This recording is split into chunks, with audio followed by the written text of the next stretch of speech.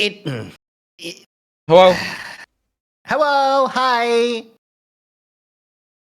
Hello? Hi, everyone. All right, I'm gonna switch over my screen. Hi. Hello? Hello.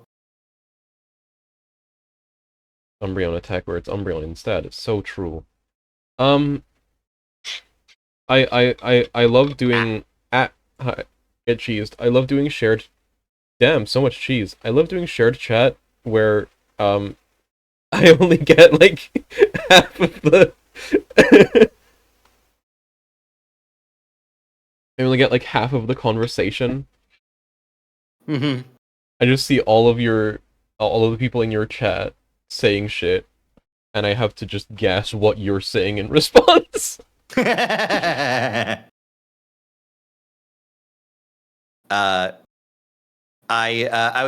were talking about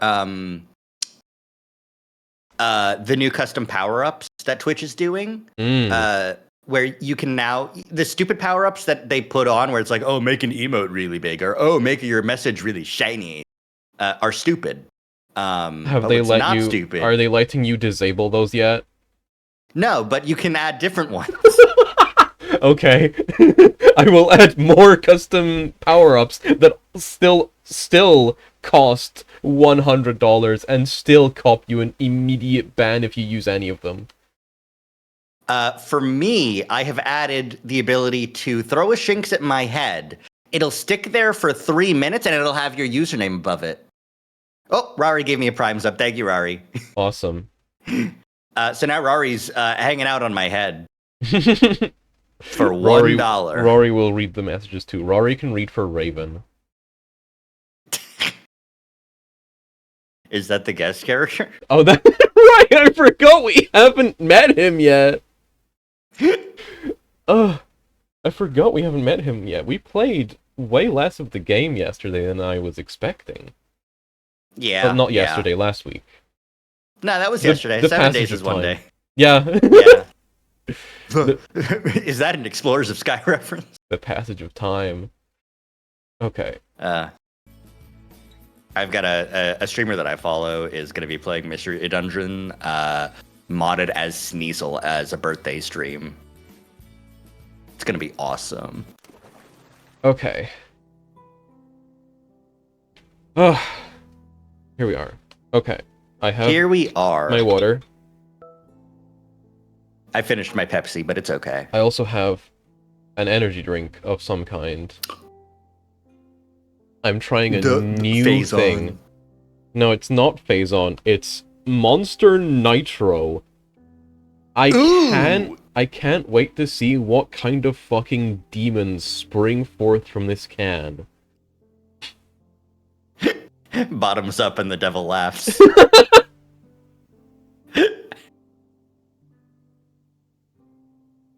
What the fuck is that? What? Are you asking about my reference or the flavor of this drink? No, I can tell it's very, like, very sweet candy peach flavor. Uh-huh. But...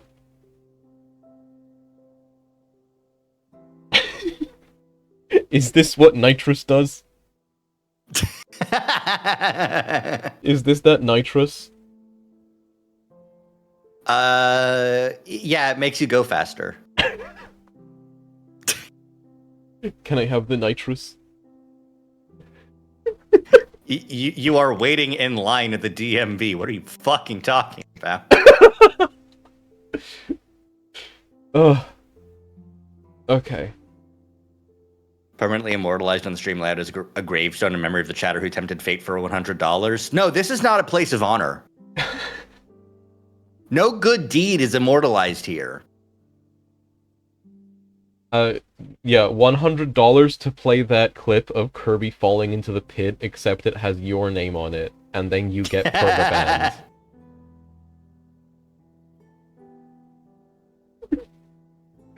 Alright.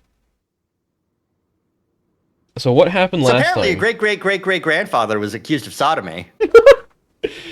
Okay, where were we? I just... Chunter, I just sat down. Who the fuck starts a conversation like that? So last time, Chase did a bunch of research, on,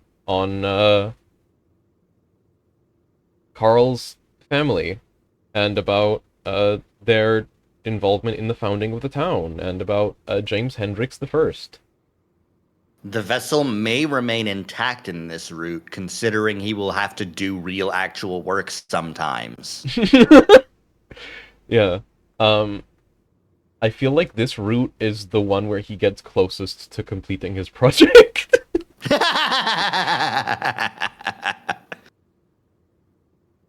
I echo mod that adds another option on the branch path that just says, fuck this, I'm gonna go take more pictures.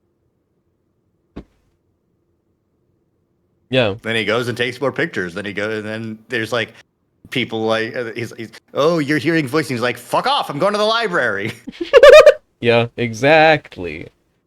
The fucking what I have interpreted to be the Sydney voice in his head going, nerd. Yep. And he's like, I don't care, I'm fucking working. No, Chunter would never do that when they're asked to chase. Chase? Yeah, exactly. Rari says, yeah, sodomy, and that's true. I want you to know that whenever I say exactly, I'm referencing that two guys who don't know anything. Oh, yeah, obviously. Two bitches who don't know anything. Thank you for the shings. So true. Okay. So true and exactly are different but similar. Yeah. All right. Let's get going. Let's get this done first. Mm-hmm. So your great-great-great-great-grandfather was accused of sodomy. What? Carl looks up from his phone, his muzzle wrinkling. Genuine, the joke of who the fuck starts a conversation like that, but real? Yeah. Yep, with John B. Gay, who I'm almost positive is related to Jenna, but I'll have to ask her. You serious? How'd you find that out? He pauses. And maybe don't ask Jenna about that. She would get really interested. Yeah, she'd start going, so Carl, got any family stories you want to tell? Her fucking Fujoshi instincts kick in. I just think they're special. It'll never not be funny. It really is. From what I can tell, your mom's trying to write a book. Carl strokes. Oh yeah, she is, isn't she? Well, was, more like. I don't think she's worked on it in years. From the looks of it, she started it in college. Well, I do remember her saying it stressed her out a lot, or that something happened to make her stop. The past. Mm-hmm. The fucked up past. Mm-hmm. Carl seems to be thinking. Actually, I think I remember her talking to my dad about how those old things freaked her out or something. Oh, sorry, No, you're fine. I was just gonna make the joke of like a TJ route. Chase flips over for a second. Is like, first time for everything. I guess. Because TJ route Chase fucking hates Carl. Her instincts run in the family, apparently. Yeah. Yeah, loving gay men is hereditary. Just shows up differently sometimes. Sure, I'll ascribe that into my worldview. Reincarnated 5 generations later as a woman, so all I can do is Fujo out because I'm gay as fuck.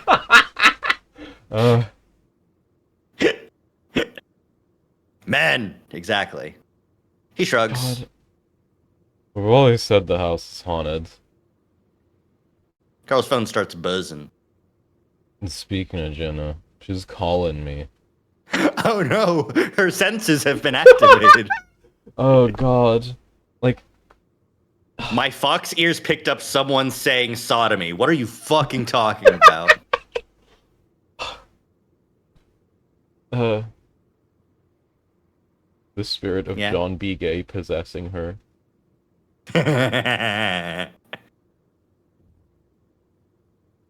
Carl looks a bit perturbed, but he puts on a cheerful voice as he answers it. Yo, whale ears. Ah, that old name. Fucking learns about a hurtful thing. Oh, wow, I'm hearing it a lot more now. Chase would never realize things are hurtful when they are said aloud. Yeah. As he listens to her response, I see his smile slowly slide off his face. I can hear the sharp, muffled tones of Jenna's voice, even though he's holding the phone on the other side of his face. I guess she cuts him off because he doesn't finish. I glare. Here, let me talk to her. The way Jenna acted yesterday, which isn't like her at all, is giving me a pretty good idea of what she's going off about right now. Carl doesn't give me the phone, though, instead just staring at the windshield as we continue on the highway. Finally, he lowers the phone from his ear, then stares at the screen for a while. She hang up? Yeah. That's something about how Leo's depressed now, and how us hanging out by ourselves isn't helping things.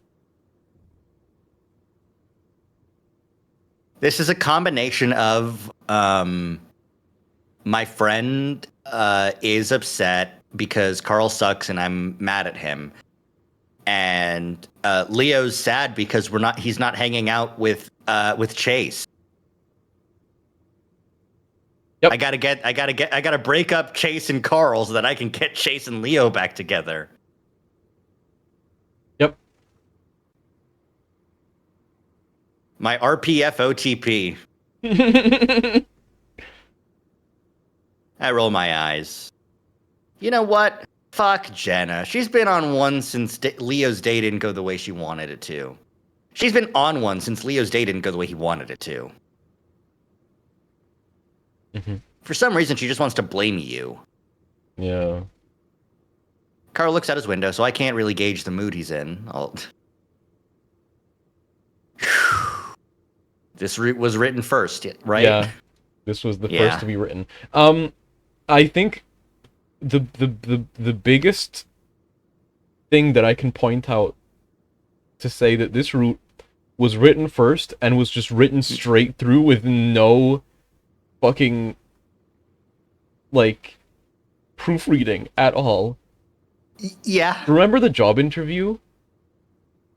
Yeah, the one that we're going to get a new outfit for him right now? Yeah, they forget it. They forget that that's meant to happen on Friday, and it happens on Saturday instead. Okay, all right. Well, they get to it. They don't forget about it entirely. It doesn't just fall off a cliff. Okay. Yeah, they get to it on the wrong day. They get the day wrong. And they never checked that. They never checked that. They never rewrote that. Yeah, no, yeah. The enemy of perfect is done, but you can do a little bit better than this done. The enemy of done is perfect, but like, you know, like the enemy of good is like draft 1 published. you can do a little bit of anyways. Listen, let's get something to eat first. I'll buy. No, my parents are rich. I'll pay. I can't exactly argue with that, so I don't.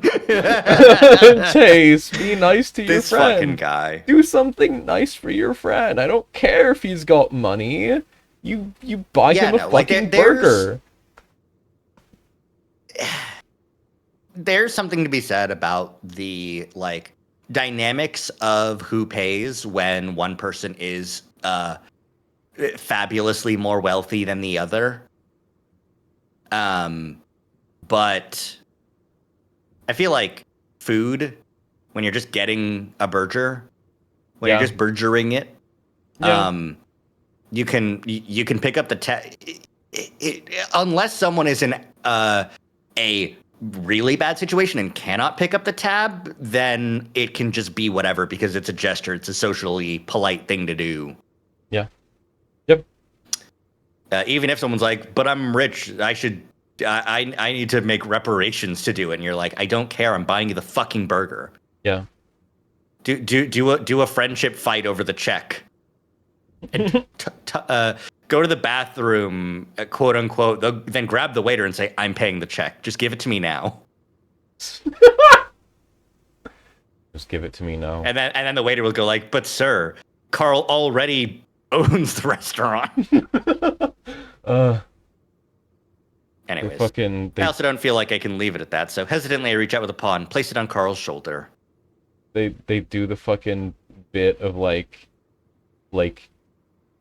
preemptively having paid the check further back in time. But you see, James Hendricks has paid every check for his entire generation for the rest of time at this restaurant. Yeah. God. And the beignets for some reason, but we don't ask about that. There's just that bit from like that Doctor Who parody episode, the Curse of Fatal Death. The Curse of Fatal Death, yes. Where like it's just the Doctor and the Master went back in time even further and one-upping each other about like, oh, I went back and bribed the architect to put a death trap right where you're standing. Oh yeah, well I went further back and bribed him even more to put a fucking comfy couch here instead. Yeah. It's good. Yeah. Anyway. That just happens. That's Time Lord flirting. Yeah. Seriously, let's have fun today, okay? Forget Jenna. He looks over at me and gives me a sad smile. I'm fine, Chase. I just want to get this over with so we can go back and play some games. I sigh. I sigh at Chase. Is that all you think about these days? Just achievement hunting? Hey, lots of people play games for a living. Hey. Name one. AndromedaZach.com. I don't. This isn't how I live. It'd be nice if I could, but I can't. This is not for a living. This is for funning. Twitch.tv/Emberion. Real. Everyone subscribe. Twitch.tv/Emberion. Exactly. Yeah. You understand, Chaz. Also, this is 2015. This is way too late to say nobody plays video games for a living. Yeah, this is peak Let's Player era. Come on, man. I'd say this might be a little bit post Let's Player, but like... This is, like, okay. Spring Break... This is PewDiePie and T-Series. No, Spring Break 2015 is still in peak FNAF era. See, I would say peak Let's Player... I guess I'm thinking peak Let's Player is like Achievement Hunter, like Rooster Teeth, Super Best Friends. I mean, I think Spring Break 2015 is still within that boundary, and especially, it's definitely within the boundary of fucking playing horror games and screaming a lot. Game Grumps, yeah. Don't say their name again, or they'll appear. Stop it. It is definitely fucking peak Game Grumps era. No, that's the third one. They're gonna show up and take us out.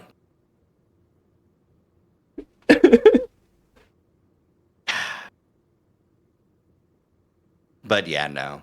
Like it's slightly too early to be a Twitch streamer, but it is definitely within the timeline. YouTube. Yeah. Markiplier. No, for sure. Obviously, Markiplier. Markiplier, This is like Jacksepticeye, Achievement Hunter. Peak FNAF era. PewDiePie was still around. Germa, unironically, that's true. I think in 2015, Germa had already moved to Twitch as the main thing, and then having the second Germa videos. Was Twitch around that early? 2015. I guess it was. 2015 was already like Germa getting one guide by chat.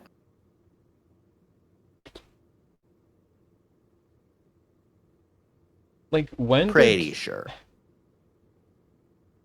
2011. Shit. Yeah, Twitch is like it didn't pick up. It was very niche for a long time, but it became more and more popular as the years went on. And by 2015, there were some popular Twitch streamers. Yeah. God, I was thinking that it would. Justin TV! I was thinking about TV. Justin TV! Fuck! I remember watching live streamed premieres of episodes of My Little Pony Friendship is Magic on Justin.tv. It was not legal, but everyone did it. Yeah. I tried to one time, I think maybe do a like 24-hour live react to My Little Pony on Justin.tv or some other fucking early streaming website. I fell asleep. Like, I was a shitty kid. I wasn't gonna, and no one was there. I wasn't talking to him. I was just fucking watching My Little Pony. I think. I don't even remember if that was even the thing. I just remember like waking up and being like, well, I woke up and no one, I fell asleep. Whoops, bye. And I ended it and the VOD exploded and it doesn't exist anymore. So. Yeah, wild. Yeah. Rob Lowe. Who the fuck Rob is... Lowe? That's a sport?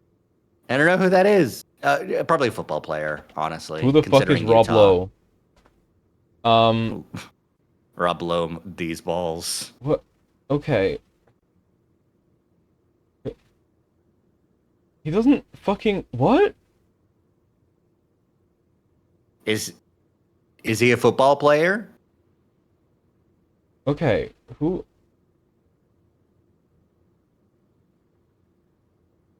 Rob Lowe. Who else Sports. could it be referencing?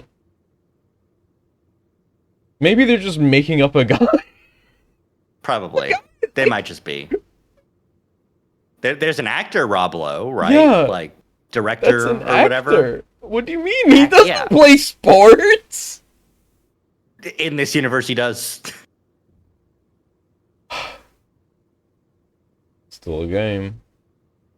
I grin as I hear that jokey playfulness back in his voice. Glad I'm able to take his mind off of Jenna for the moment. And his mind is on me, which is, great. I like that part of it. A normal amount. I'm Chunter. So true. Well, at least that keeps him active. Playing games all day will get you unhealthy. You mean fat? If you don't notice, I'm already there. You're not that bad. I swear you're mostly muscle. I guess I got nothing to worry about. Chase. But you should get out more. Chase. Imagine if you were even more muscle and less... Chase! Not muscle. Lipid. Chase! Just get Get be better. happy with what you're given! You have...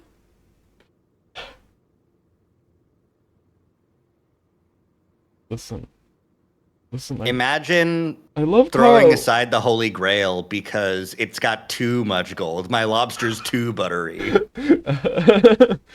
My steak is too juicy, my lobster too buttery. You fucking... Chase, you don't know how good you have it. Chase, you don't understand. This is the best things will ever go for you. That's true. This is the best that things will ever go for you romantically. So just fucking take it, okay? No. God. Chase does the fucking Angry Birds Great Eagle. No.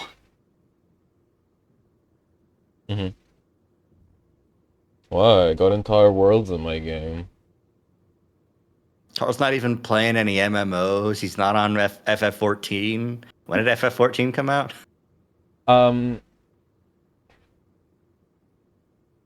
I think it would have still been in 1.0. 2010. Oh my god.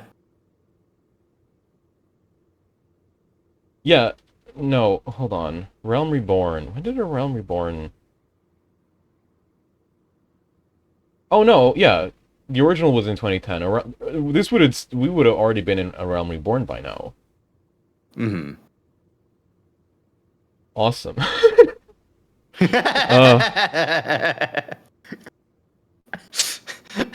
Carl, why? I've got entire worlds in my game, and you can join me too with the free trial for Final Fantasy XIV. Oh, I don't know if the free trial would have been quite as expansive at this point. Yeah, probably just up to level 60 and not a Realm Reborn included. I mean, it would have just included a Realm Reborn, probably. It definitely wouldn't have included Heavensward, because that was...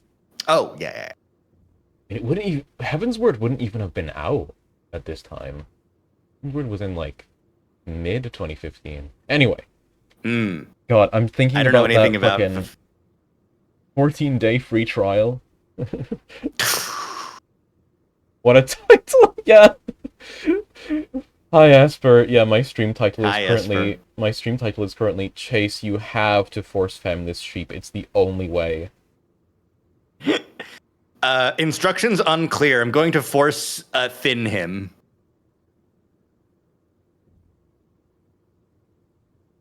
Are we playing Echo? I'm making Zach play Echo. Hi, I'm Zach. This is Zach's Carl first. route. Yeah, this is Zach's first time experiencing Echo. We read through TJ's route already.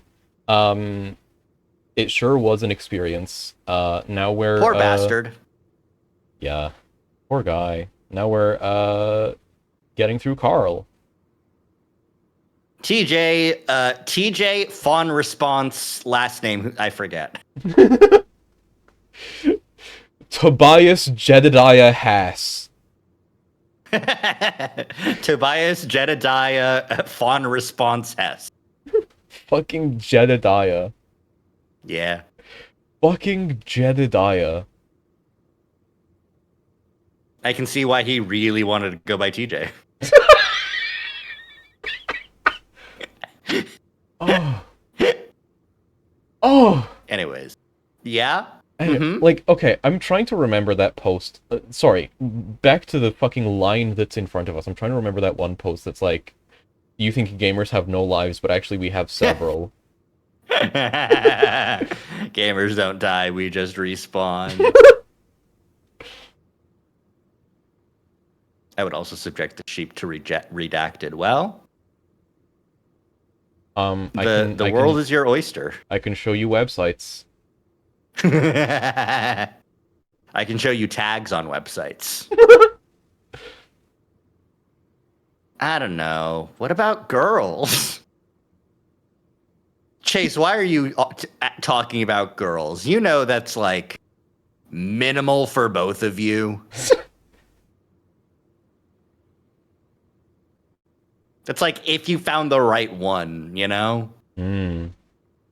Also, it's Echo. Who are you gonna fucking meet? You gonna go to the club scene at Peyton? Meet and fuck Echo. The only club in Echo is a gay bar. Yeah, that tracks. I hope it's just a diner. I hope it's still just run by Janice. Oh my god, I wish.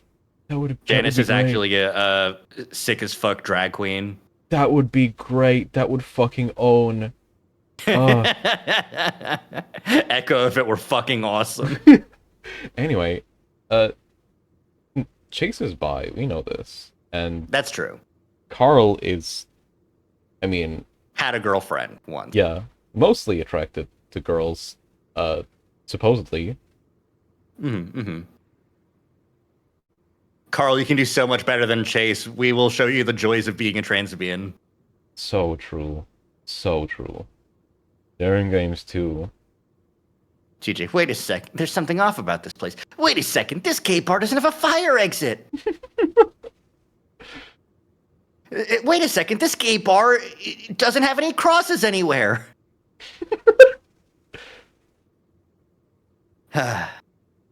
Supposedly, but there's no evidence. You can't exactly touch a boob with your actual paws in a game. I don't know, I swear they've got those in Anime Land. You know what I mean. Already done it. Not that great. You a queer or something? Chase, what are you fucking... I say it with a southern accent. You queer or something? Let's just say I don't label my sexuality. I let that sit for a second. That's a pretty queer thing to say. Guess I'm a pretty queer dude then. Is that so?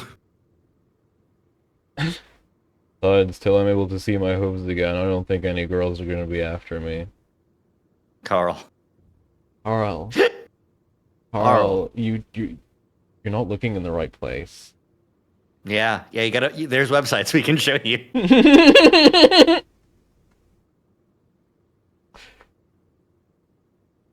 I'm trying to think of if I can make a joke about Grindr, but for, like...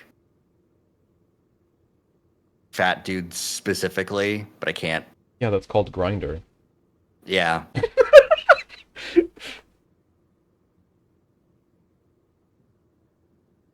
Well, that's what we're doing right now. Trying to give you a new look, a fresh start. It'll boost your confidence and your appeal. You'll have girls and boys after you. Again, Carl doesn't act very enthused about that. I tell myself it's only because he has to go out. Once we get there, I'm sure he'll cheer up. This is a Spencer's. Yes. Like, of all the, like, this is just, this is actually genuinely just a Spencer's. Yeah. Yeah, that is what this is. The other wall has a bunch of dildos. Yeah. There's a scene in another route where TJ cluelessly grabs one. Awesome. I swear, every store in the Peyton Mall is dark and covered in neon. Carl stands there awkwardly, looking around as if unsure about what to do. So what kind of look do you want to go for? I'm good with this fucking hoodie, man. Stop asking me things. Carl looks at me like I'm crazy. Seriously, dude, I have no idea. You brought me here. Just work with this for the next hour, and I promise we can go to the game store now. Why are you Carl's mom now? Like,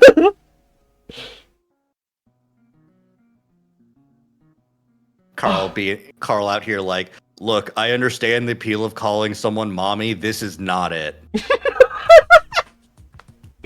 Yeah. I don't know about girls, but...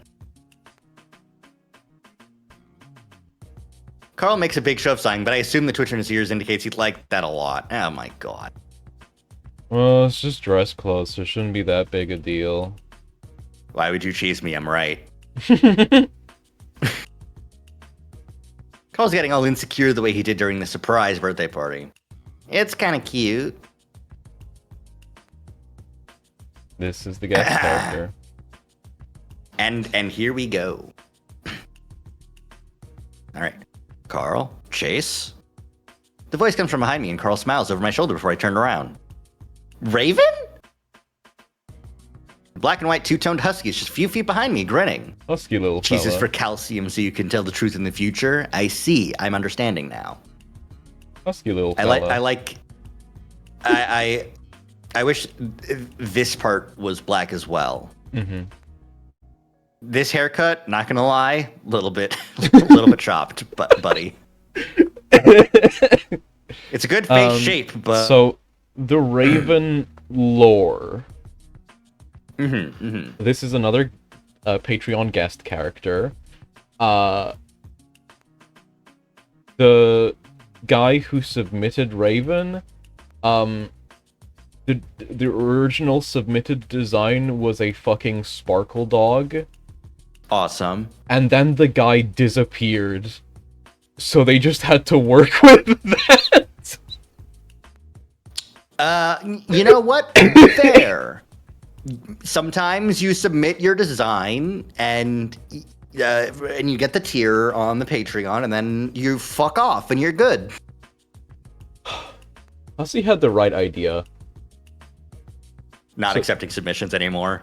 No, Hussey had the right idea to submit for the fucking Kickstarter. Right. Like, you submit. You can have 2 canon trolls. Yeah, submit your troll Sona to become canon. They die on the same page they're introduced.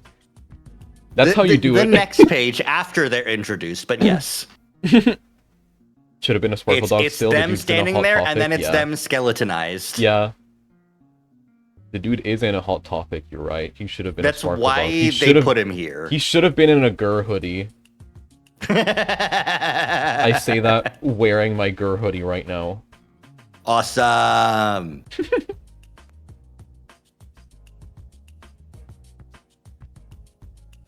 Honestly, why are you working at a Spencer's and you don't have, like, piercings all up your ear?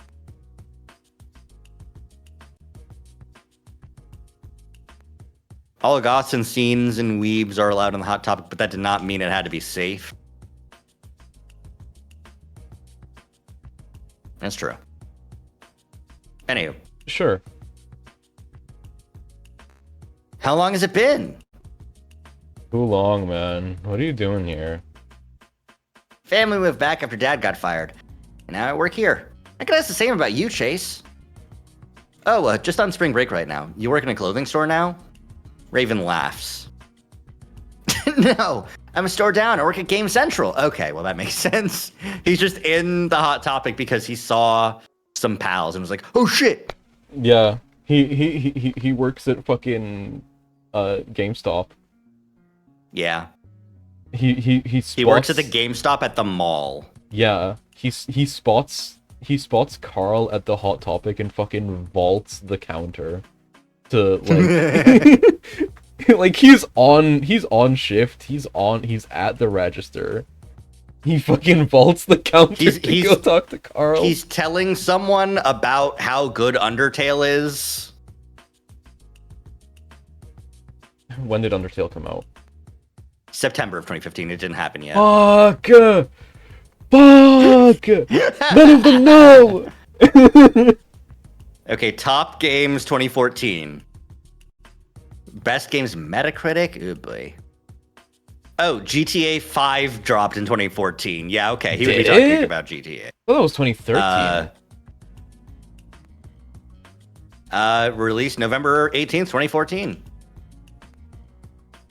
On PS4. On PS4. It came out a year earlier on PS3. I hate you, Metacritic. Metacritic fucking sucks. Anyway. What does Reddit say then? I love I'm excited to see you get introduced to characters that you have so far only seen in my Echo Flow shitpost. I don't remember Echo Flow.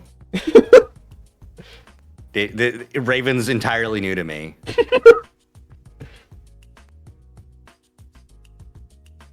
I've got to find a better list of games from 2014. Shovel Knight, Sunset Overdrive, Wolfenstein: The New Order, Far Cry 4. Okay, Far Cry 4. That was probably. Yeah. Oh, Tales from the Borderlands. I like that. Oh, Sunset Overdrive fucked? Well, of course you would say that, Chaz.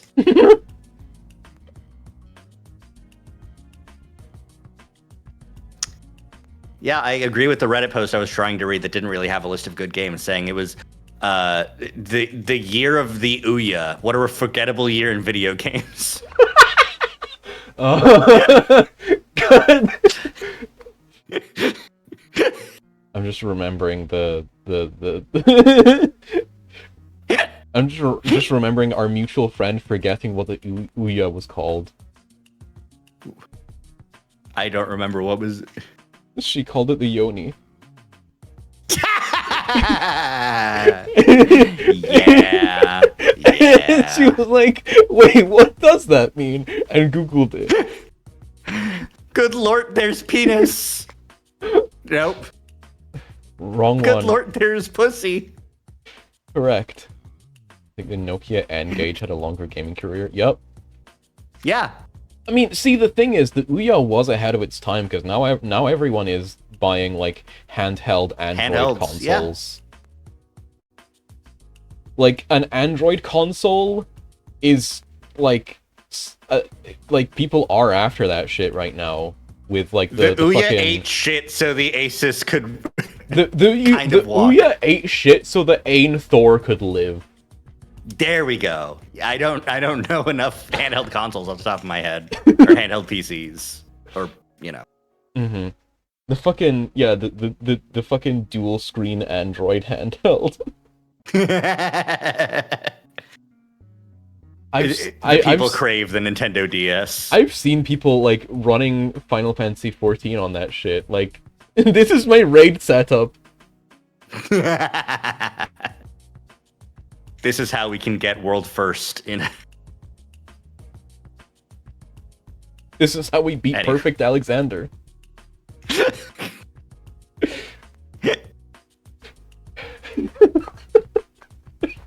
Mm-hmm. Anyway, that's a tangent. Carl perks up at that. So you're still in school, huh? Well, it's great to see you. Raven's accent is only slightly detectable now. The only noticeably foreign thing about him being his name. What? Hold on. A husky? Maybe he's also from Canada or Russia? Or somewhere cold? I don't know. Unspecified foreign country. That's what the wiki says. Da, spasibo. I am Raven. Yeah, unspecified foreign country. I think Eastern European. Maybe. I am heavy weapons guy. Don't do that. Okay. I'm not doing Leo's accent. You don't do Raven's accent. He said it's not there anymore, so it's okay. Yeah. Was that the post of someone watching YouTube on the bottom screen? I don't remember. Of the raid setup. I don't. I have seen posts like that before, where it's like, here's my setup, and they're gaming, and then they're just watching YouTube on the bottom screen. Yeah. I don't remember what exactly the setup was. Doing emulating Brain Age, but the other screen is playing Subway Surfers. Exactly. So what are you guys doing here? Getting clothes? Yeah, for Carl, actually. He's got an interview tomorrow. Tomorrow? That's crazy that it happens tomorrow, today, Thursday, tomorrow, Friday. Now that you've pointed it out, I'm not going to let that go. It's really funny. Because nothing fucking happens on Friday. For some reason, Carl ducks his head at that, and through his ears, I can see him blush deeply. Oh, really? It's about time. I mean, I have had a job before. So what kind of look are you going for? When Carl doesn't answer, I speak up. That's what we were trying to figure out just now, actually.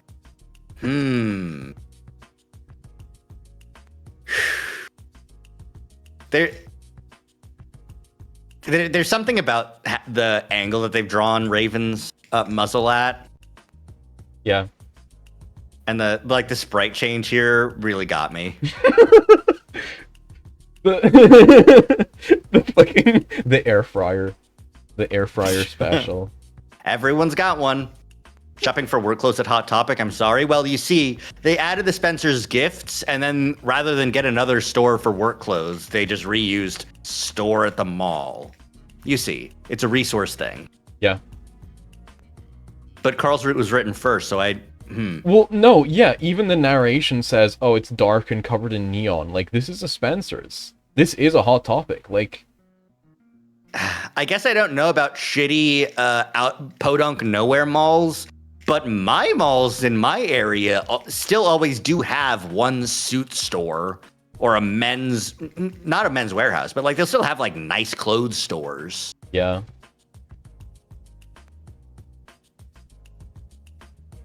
Anyways, Carl shrinks further into himself, his hat seeming to fall further over his eyes.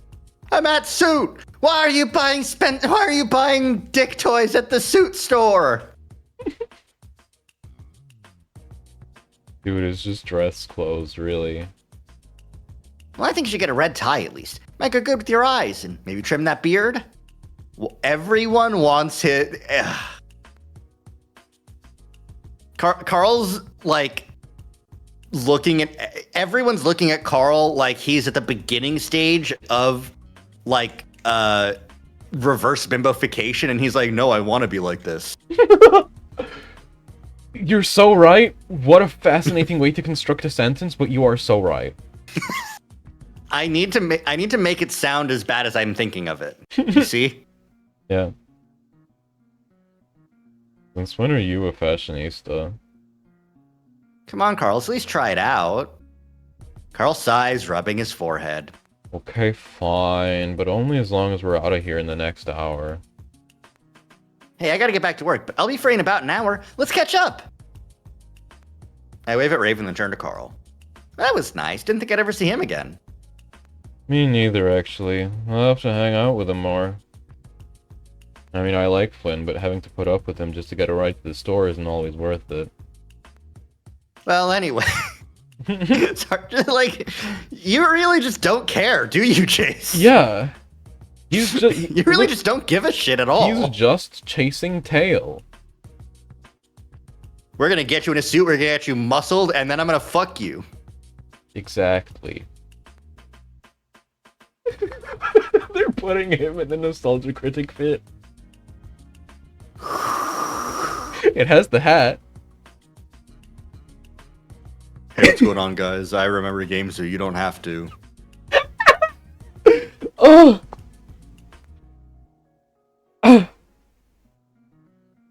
Carl would be this universe's Nostalgia Critic.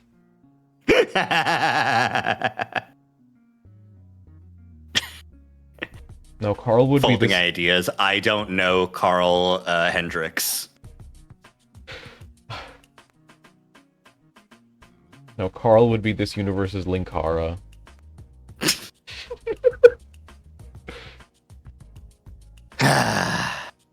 Okay. A bat credit card? What the hell were they thinking, man? Well, see, that's different. Lightbringer!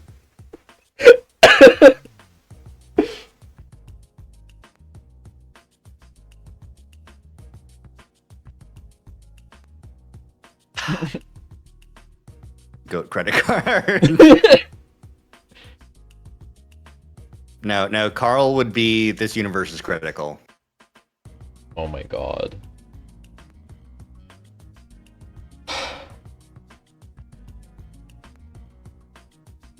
Getting a laugh out of having a deep voice and saying wildly inappropriate things.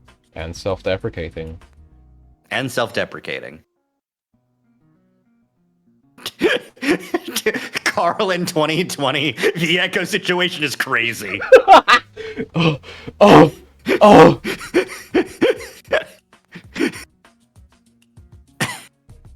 Hmm?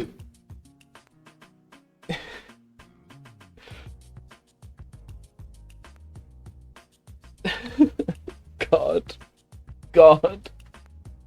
Mm-hmm.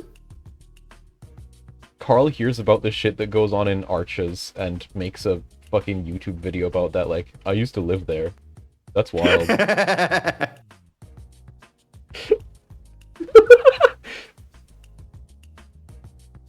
Thank you for your thesis, Esper. The Nintendo 3DS, yay! I love Nintendo 3DS. I have one. It's crazy. I still you can see in 3D on it. I still have my original Nintendo 3DS that I got like the Christmas after the 3DS released, I think. Or no. Two Christmases later. We waited for it to drop in price, and then I got it for Christmas. And I still have it. Right. I still have it. And I modded it years ago. I modded it. Fuck, I modded it like a decade ago. And a few years ago. I modded it a decade ago, and it still has the home menu theme. The home menu theme, the custom home menu theme, is one that I had a friend of mine put together, themed around Braber and My Little Pony. Awesome. 07. Salute. Salute. Anyway, turns out he's still in my brain somewhere. Yay! Hi, Brayburn. Don't wake him up. Okay. Sleep tight, Brayburn. I was drinking!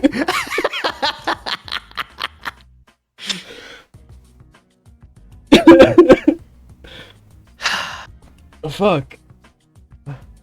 The likelihood of a Blorbo becoming a headmate is low, but never zero. Never zero. Belle's got like 5 Takumis right now.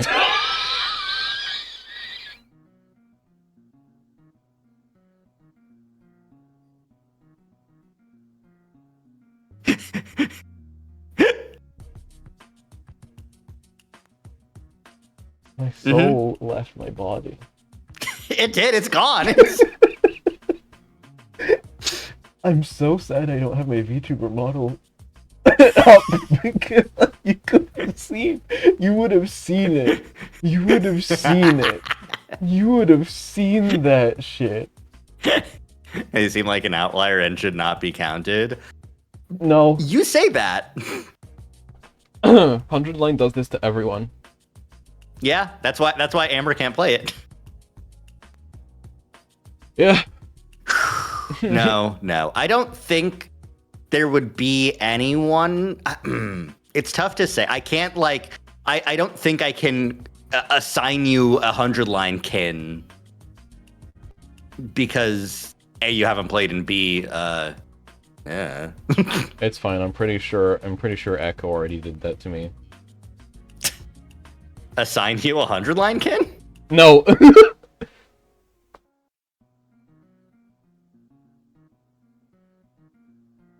Having a hard time understanding having a pre-existing character as a headmate. Well,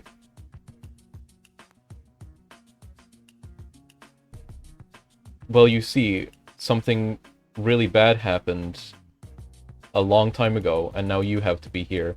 And also Donkey Kong is here. Ooh. Person would be terrified if my co-pilot just failed to exist before I started the plane. Well, you see, it's the plane started as a single engine. Then it got more complicated as things kept happening. Ooh, banana. Yeah.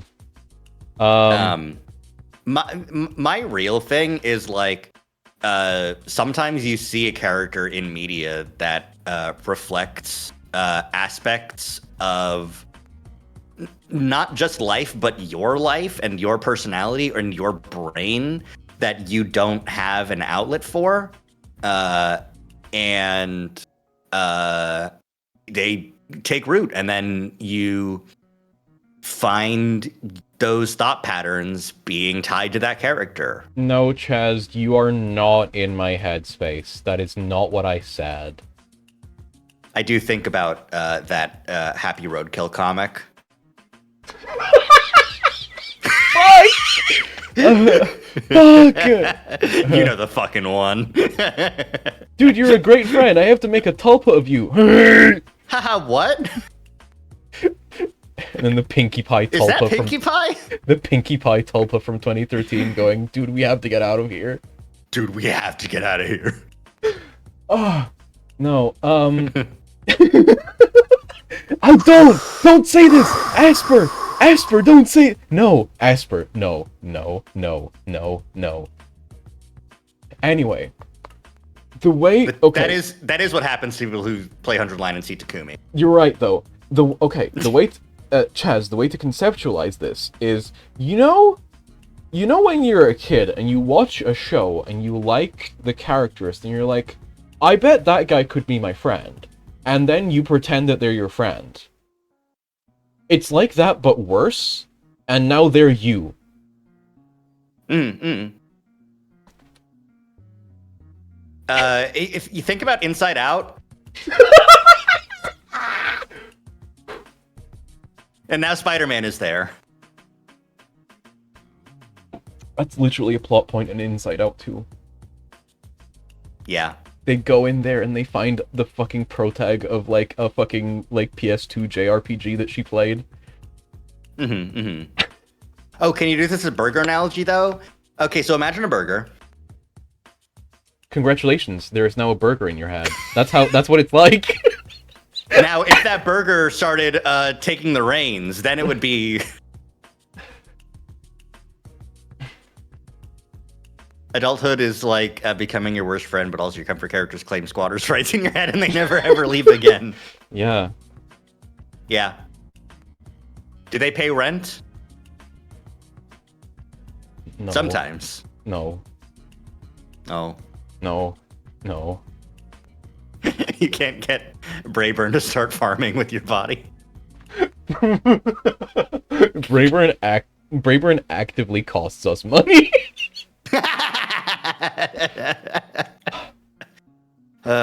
Anyway, the fucking guy who's like on like a baseball team who's plural, whose alter takes over when he's pitching. Exactly. Is way better at baseball than him. He's called Walter because he's a winning alter.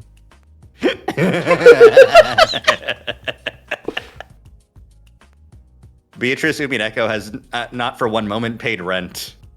Yeah, that's true. This is true about Umineko. Say it in red. I will never pay rent. Anyway.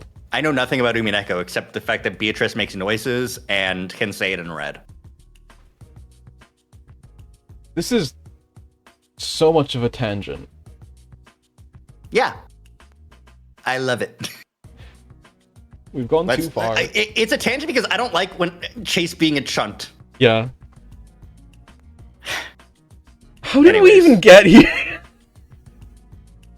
Well, you see, awesome. Oh, right, we were talking about games. We were talking about the 3DS. And that's what... Okay, yeah. Anyway. Carl will be here for 3 hours. Oh, that's true. We need to get out of here. The process is a lot less painful than Carl makes it out to be. For you, probably. Yeah. I'm going to assume. Soon enough, we're on our way to the food court. Carl carrying a bag way too big for the contents inside. Oh, yeah, that's true. They give you big-ass fucking bags at the mall. Chase just fucking glosses over this hour spent clothes shopping. For Carl, this is like 5 years in the hyperbolic time chamber. The hyperbolic dysphoria chamber. Exactly. Like, you're making him buy a fucking suit, and he's like... You're making him buy a suit. You're making him buy a suit at fucking Hot Topic. Carl is gonna spend the entire time staring at the striped thigh highs and like skirts. Like, absolutely. I bet the suit that he's got, like the suit that you can buy at Hot Topic, is gonna be the MCR I Write Sins Not Tragedies suit. God. I'm going to throw a Shinx at my head and get there. There we go. Oh God, it's in my eye. Anyways, that's bad. It's fine. It's literally fine. You see? Yeah. Eating your brain, slurping it out through the socket. It's gonna fall off in 3 minutes, and it's gonna be.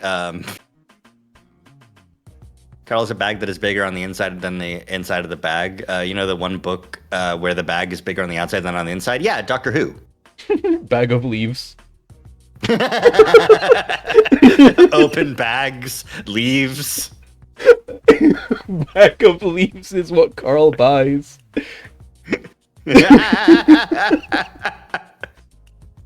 When the weed bag is fucking 3 millimeters larger on the inside.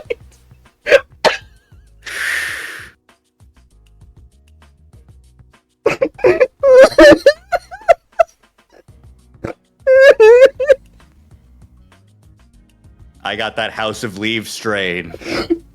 It's blue.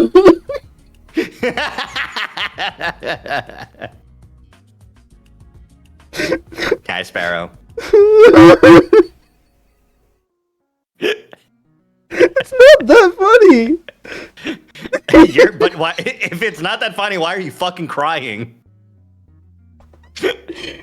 Oh, because we've been here for 5 years. Yeah, we're accurately getting the Carl experience. Oh my god.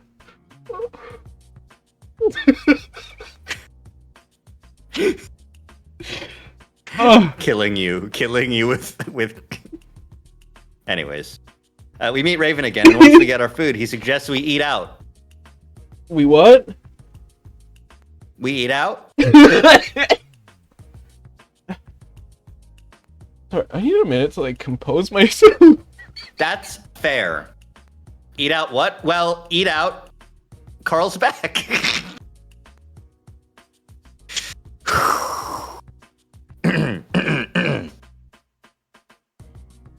Everything's fine. We're all okay.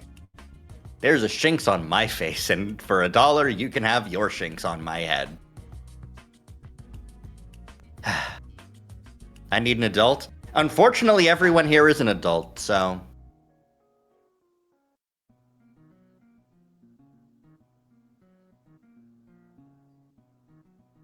I need an adult, and then the adult you get is Chase Hunter. Jesus Christ. Rari Bat, that's true.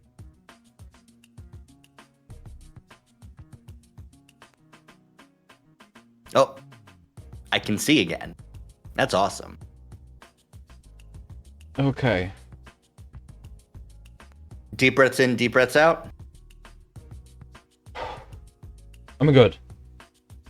All right. I'm good. Back to Echo. Back to this fucking parking lot. Yep. I look from my full combo meal to Carl's small, tiny container of tater tots. Chase, you're making him have an eating disorder! The adult is Chase Hunter Echo Haps. I have no chance at survival. Yeah. Why is Haps catching strays? All he did was draw at Astra. Chase, eat more food. No, Carl needs to eat more food. Carl is the one who only got tater tots. Chase got a full combo. Anyways, you not hungry? Carl just shrugs and grins at me. You just don't know the ways of the fatty. Okay, cool. Huh? We're judged all the time, especially when we're eating. He delicately bites a tater tot in half before adopting a sarcastic tone.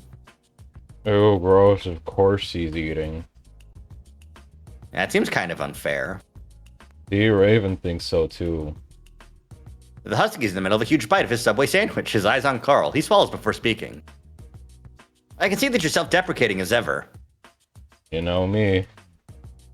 So, Chase, are you still dating that wolf? Leon? Leon! Leon! Leon Kennedy. Dude, when's Moushly show up? Moushly and Leo, and over here is Leon with a gun fighting off the horrors of Echo. Asper, do you think Haps wrote this game?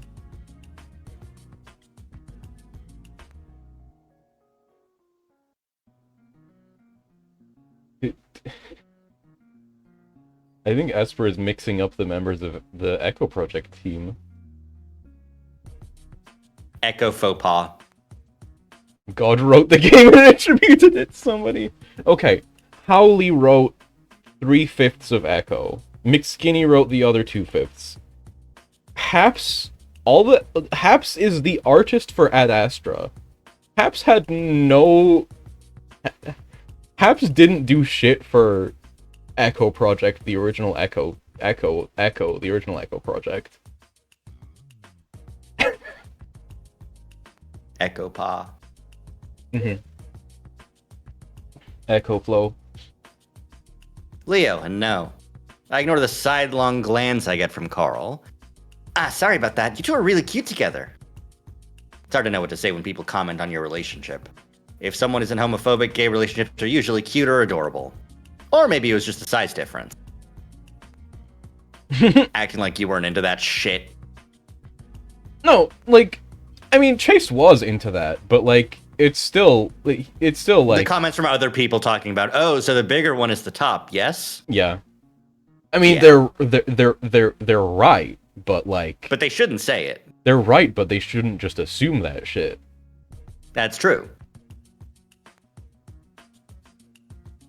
But seriously, if I always wanted to date an otter, this is weird, right? This is a weird thing to say. Yeah. Very weird thing to say. Oh, really? Yeah, they're adorable. Swimming clown. Yeah. Do tell. Raven picks up on my sarcastic tone right away, but it doesn't seem to faze him. Well, yeah, you know what they say about otters and blowjobs. Ugh. They don't need to come up for air. You know what they say about otter space. You can fit so many. Yep. Carl almost chokes on his last tater tot. The hell, Raven? You barely know him when you're saying that shit. Carl's laughing, though. I'm sure to keep my face passive. Oh, what do they say about otters and blowjobs? Raven laughs. You know, they never have to come up for air. 10 minutes nonstop. Raven giggles and makes a visible effort to keep a straight face. Sorry, I don't mean to make you uncomfortable. It's just one of those jokes I always hear.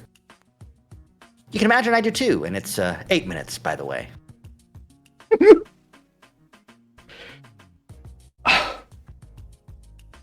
Chase, this is not the thing to say if you want Raven to stop.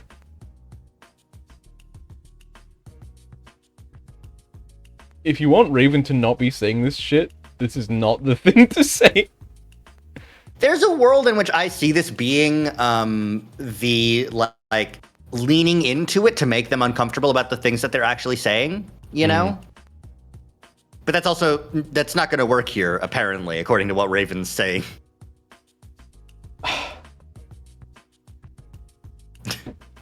8-minute blowjob got Raven.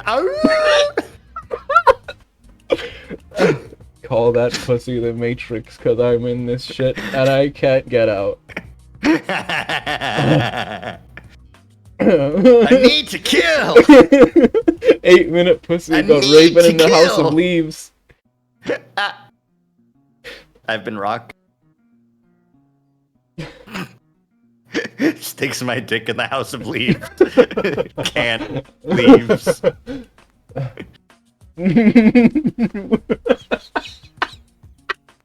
Oh.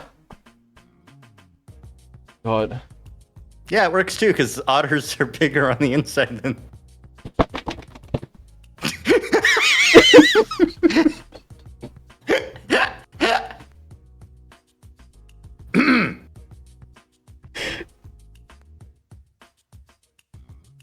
I'm just waiting for this. I'm waiting for all of these jokes to high big jokes. I'm just waiting for all of these jokes to come back to roost. I'm just waiting for us to finally reap what we've sown. Me to reap what I've sown. Yeah, I'm waiting for you to reap what you've sown. I'm waiting for you to reap the fucking that House of Leaves pack. That fucking that copies our monochrome pack. I was slinging that copies our monochrome House of Leaves. Recursive echo Kush for Mansa Musa before y'all became a Type 1 civilization. God, I need to make I could make an Echo Flow 2 Ad Astra Flow. There are so many lines that could apply to the Ad Astra characters because they are all based on like historical civilizations. It's pretty good. There's a fucking Egyptian jackal. There's fucking the main guy is a ancient Rome wolf. I've squeezed a camel through the eye of a needle. This shit ain't nothing to me, man. God. I need to explain. I'm pretty sure I've told this story on stream before, but I didn't get Ad Astra until I played it, and I realized that the wolf aliens are meant to be ancient Rome, and I realized, oh fuck, Amicus is Italian. You're just like, this is a normal person. I was like, oh, I understand now. Look, Amber, I was talking about the bag of leaves that's bigger on the inside and the outside, like an Aldi bag. Like, he takes a ruler, right, and it's 2 millimeters bigger on the inside than the outside. And he sticks his hand in the bag, and somehow it's twice as deep as the height of the bag, but house form. Yeah. Yeah, no, we get it. Yeah. That's the bit that we've been making. Yep. God, but also, I have a fucking headache. I'm gonna take some. Take a sip of your water. Okay, that'll do too. Vaporeon point at Astra Real.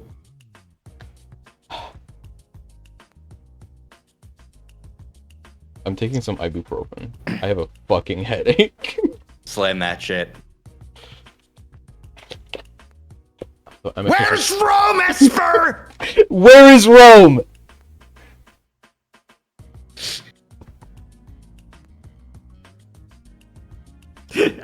This is a bit. I'm not actually mad. It's. I am. Where is Rome? Where's Rome? Where do you think Rome is? I'm sorry, Sparrow. Where do you think Rome is? I needed to yell on Amber's behalf. I appreciate it.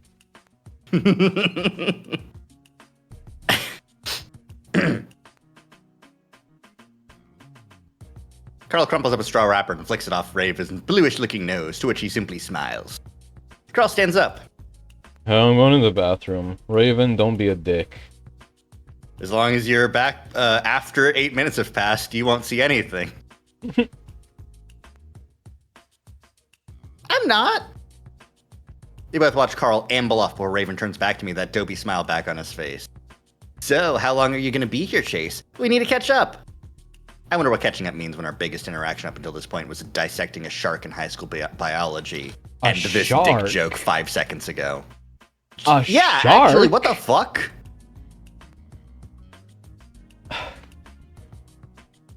Why? Fascinating fucking, like, alternate history evolution at play here. Strange. Sunday, school starts up again on Monday.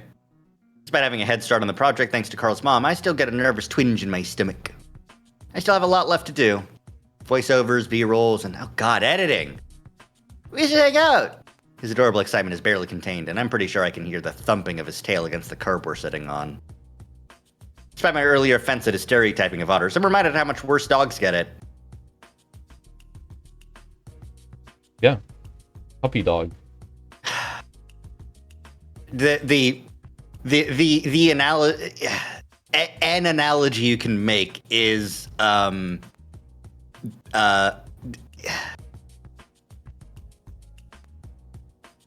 I think I'll bite my tongue on this one. I think I'll hold it. Mm-hmm. I don't think you can make any analogies with the species. Yeah, because the species also aren't like race. Yeah, the characters have race. The characters like have like racial coding. Not just racial coding, but like explicit textual races and ethnicities and nationalities entirely separate from their species. Which is also strange because the comment about the what species Jesus was. Yeah. It's just that the species thing is much more prevalent than whatever actual race, like, and where they would be from. Hmm.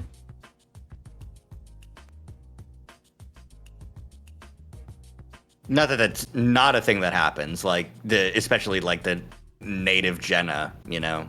Yeah. Anyways, Jesus was an evolution. So true.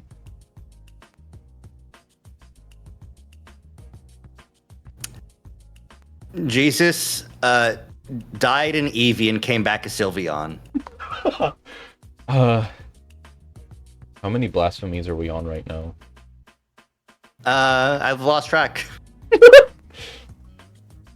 Don't worry. I've heard of these cool things called indulgences.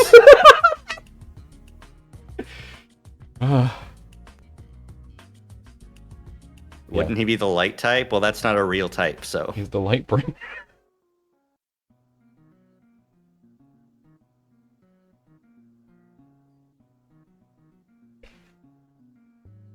All the proto-religions are arguing about what kind of evolution. Yeah. Well, you see, textually, he died at night, so.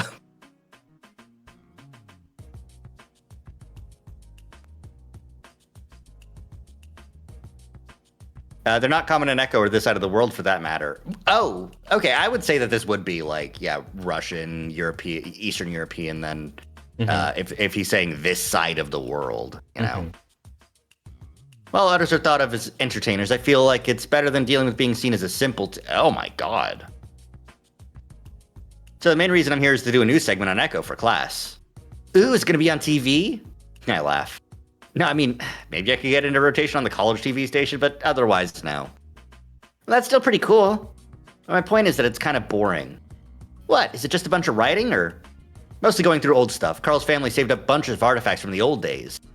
Whoa, so you're like actually touching the old stuff? Yeah, that's kind of a weird way to put it, but yeah. It sounds awesome. I love touching old things. His outgoing nature is kind of infectious. Oh god, you fucking nothing person. Carl's been gone for a minute. Carl's been gone for a minute, and Chase is already latching on to the closest. A new twink. Extrovert. Yeah. Well, you see, he's a cool dog, so. Yeah. You don't get many of those around here.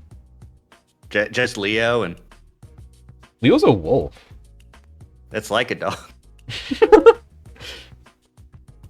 Well, if you're really interested, I wouldn't mind having some help. That's great. I have the next 2 days off. Cool, we'll ask Carl when he gets back. It takes a while for the ram to return, but when he does, he seems a bit reluctant to agree to the idea, which surprises me. But eventually we convince him and we make plans for Raven to come over the next day. As we're heading back out to the car, I nudge Carl, forcing him into a slight stumble. I kinda trip him up. Huh? What's up? What do you mean? I try to keep my tone light. You seem a bit down. Actually, you have all day. We didn't go to the fucking game store. Take him to GameStop! They didn't take him to GameStop. They went to get food after. They just skipped straight to the food court. They didn't even take him to GameStop. What the fuck? Take me to the fucking GameStop. This is why Carl's like this. Is every time he gets a expert. Yeah. Yeah. It's okay, me too, /positive. Okay. Think about someone using a tone indicator to go /derogatory.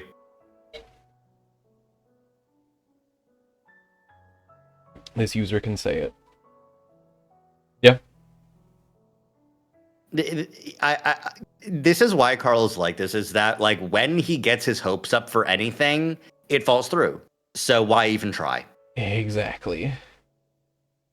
Who would ever personally relate to that? Haha.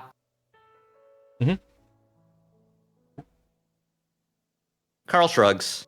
I nudge him again and he giggles. I don't know, it's just awkward coming out here and having you two just examine me like that. I'd absolutely use a tone indicator to say derogatory. Smug. Examine.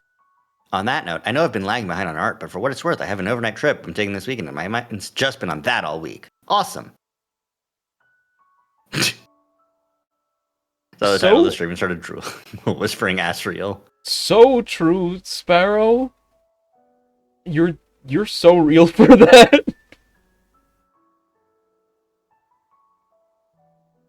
As real as a goat. Not for long. We'll be feminizing this sheep soon enough. Yeah.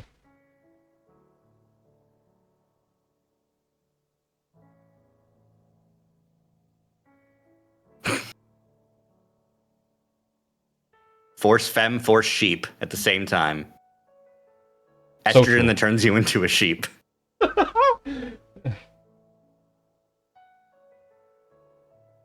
Oh, yeah? Yeah, dude, it just feels kind of weird as all.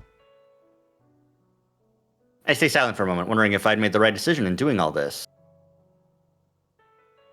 Goats and sheep are not sexual dimorphic halves of the same whole. Yeah, but that's why it's estrogen that turns you into a sheep. Whole? Whole? Whole? Well, I'm just trying to help you out, you know? I know, bro, it's cool.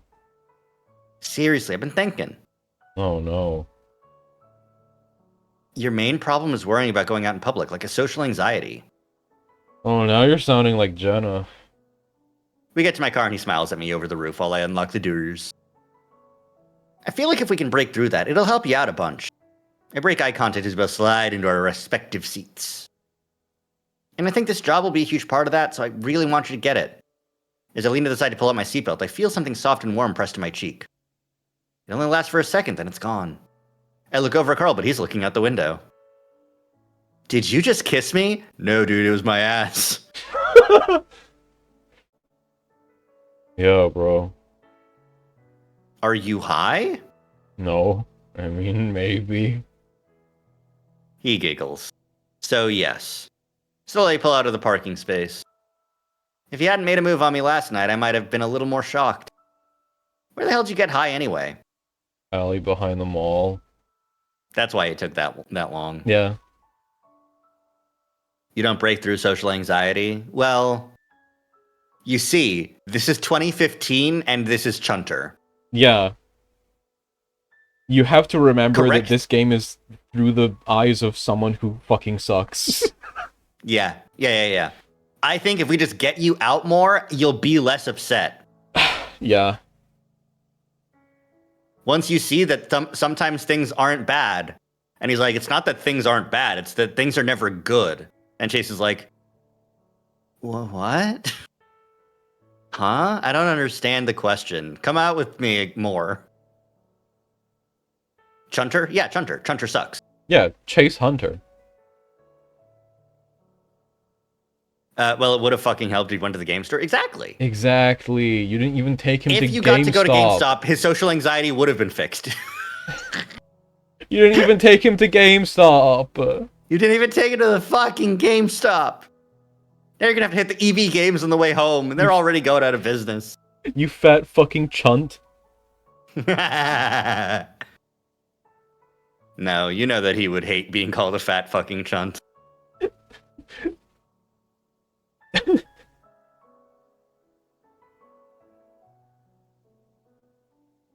Charming.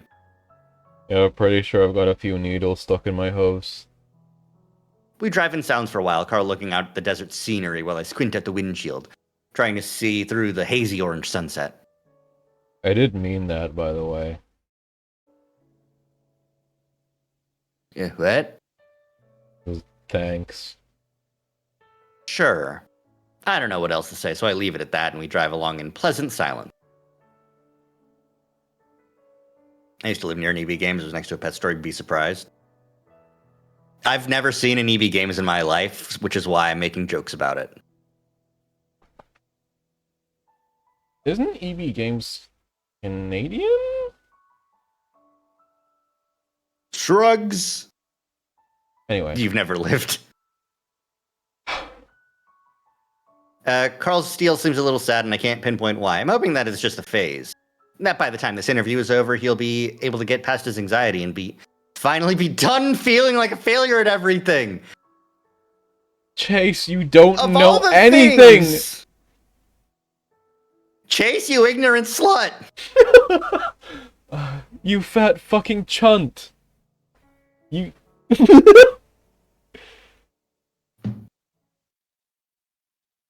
Chase is the narrator? Yeah. Yeah! What? Chase is the main character! You said you've played Echo! You've told me you've played Echo! Chase is the main character here! What? Okay.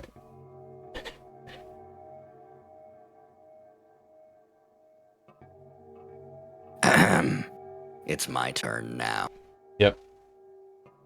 I wake up to the feeling of a familiar, numbing heaviness in my body. I try to move, tugging at what feels like a massive weight on my arms and legs, but all I can manage is to wiggle my fingers. Feels like someone's pressing down on my chest, trying to suffocate me. And something's in the room with me. I can't help myself. I open my eyes. A blood-red glow fills Carl's room, as if from a nightlight covered in blood. The sight would have made me whimper if I was able to make any kind of sound. My eyes flick around the room. It looks strangely empty. A lot more empty than I remember it, as if Carl's in the middle of a move and he'd packed up all of his toys and decorations.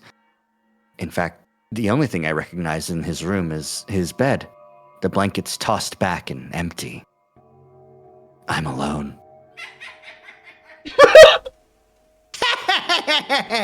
Oh my god, I forgot about the fucking witch cackle. The stock CD sound effect. I forgot about the fucking spooky sound effect CD fucking witchcackle.wav. What the fuck? That's how Beatrice Umineko laughs. Oh my god. That's really funny. I forgot that was just in the game. It's like 2 steps from a fucking Wilhelm scream. Oh. Anyway, yeah, this is about to be horror. Do you not know what game we're playing? It's time to remember. It's time beaming Echo back into your brain. Yeah. I hear a chuckle right next to my ear, and it's straight out of a horror movie. A really bad one from the 60s. Like a black and white, like a 30s horror movie. Fucking Creature from the Black Lagoon. Whatever it is, it's right out of my line of sight, and I can't turn my head to see what it is. My heartbeat picks up, and I decide to close my eyes, knowing that nothing good will come out of opening them. It breathes heavily in my ear for a while, then stops. It's the Blair Witch. I was a different goat in 20X compared to 2020X. So true, actually. The weight lifts off of my body, and I feel its presence leave. I sit up, open my eyes again, and sigh with relief. But then I realize the room is still empty, and so is Carl's bed. Die!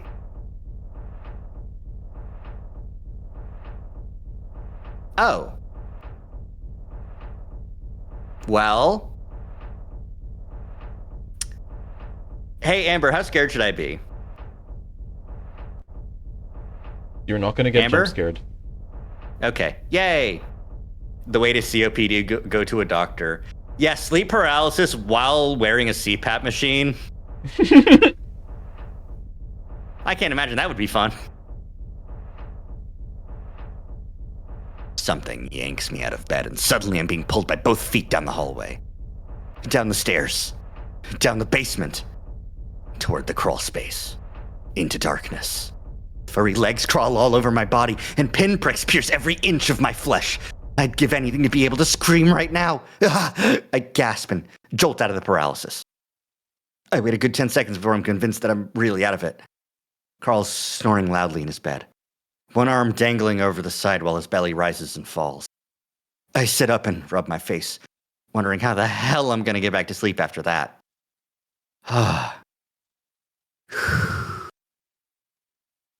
Friday. Friday. They forgot to hide the Friday. HUD for this. Yeah. Hey, I'm Mr. Basement. Okay. Did you ever watch the Mr. Basement video? No, I never watched it. You sent it to me and I never bothered sent it. watching it. I can't believe this. You hate me. I'm sorry. I'm so sorry. Well, I guess it's time for me to post a link. It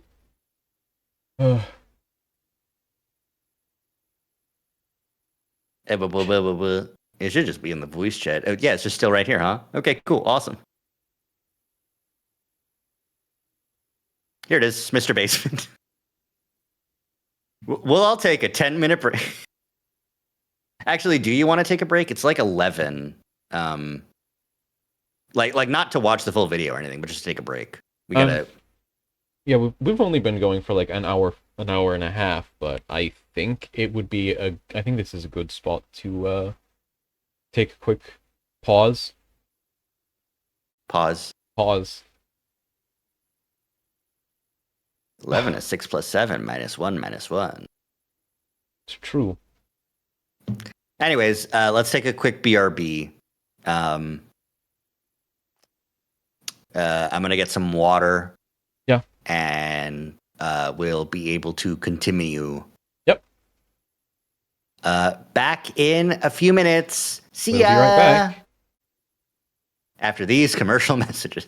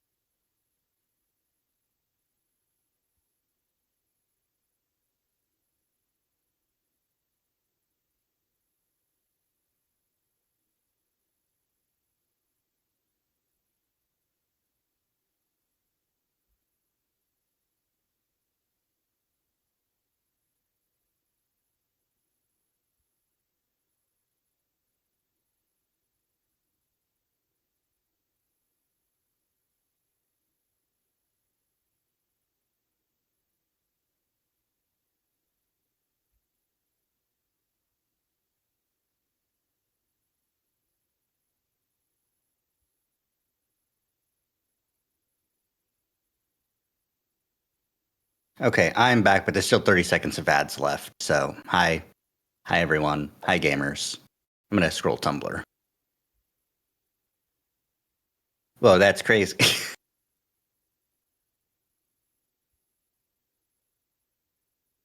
Tumblr. Yeah.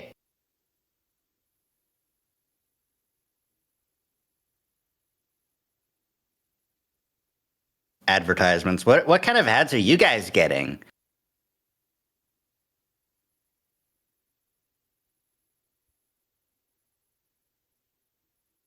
Oh God, Greg's on his basement hyperfixation again. Like you tumbling through the Plinko. Yeah, exactly. I'm Plinko.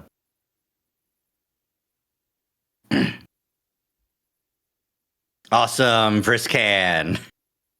No ads, I'm free of them. That's right. That's what you get for subscribing with your Prime sub. If you're interested, all of my ads are fucking AI Gen sports betting ads. Yeah.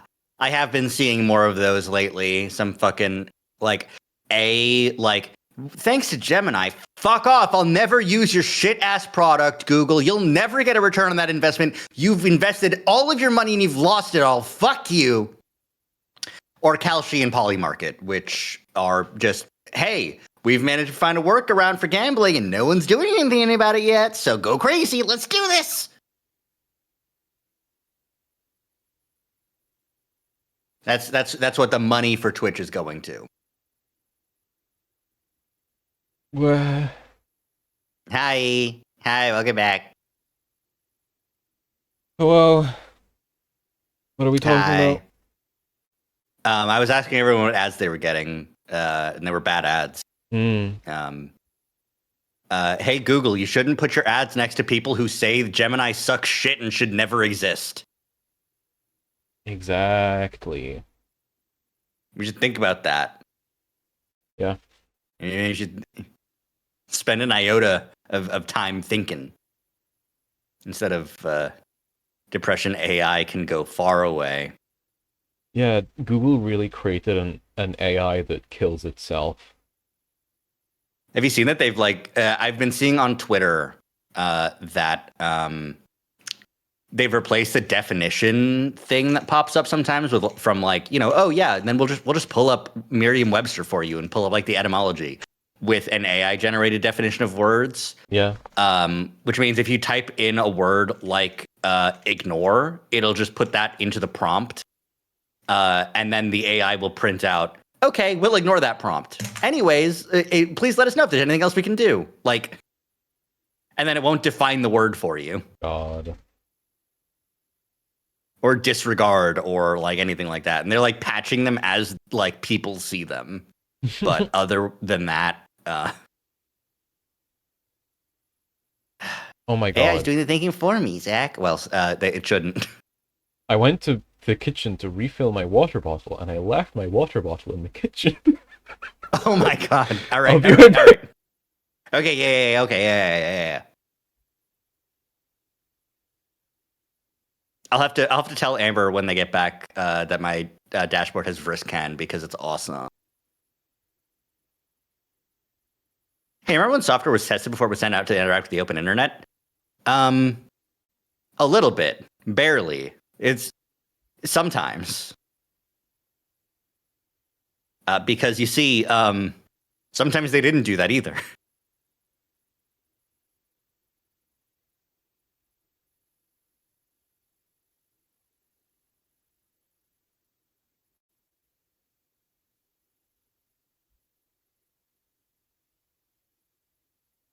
Sometimes, and then it would break, and everyone would be like, "Why is it broken?" And they'd go, "Oh no." Today on the internet, I'm going to reprogram my stolen AI to meow like a cat and be a dumbass. Awesome. So true. Anyway, hi. Sorry. I have dog intelligence. I have fucking dog brain. Instead of brain, there is Takumi Samino from 100 Line. No. Don't diagnose me with this. My friend Mars.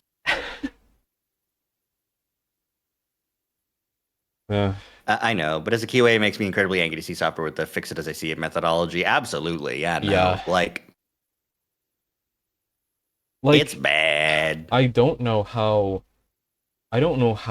Google or Meta or Microsoft have any integrity remaining after releasing products this bad for this many years in a row. Yeah. Even if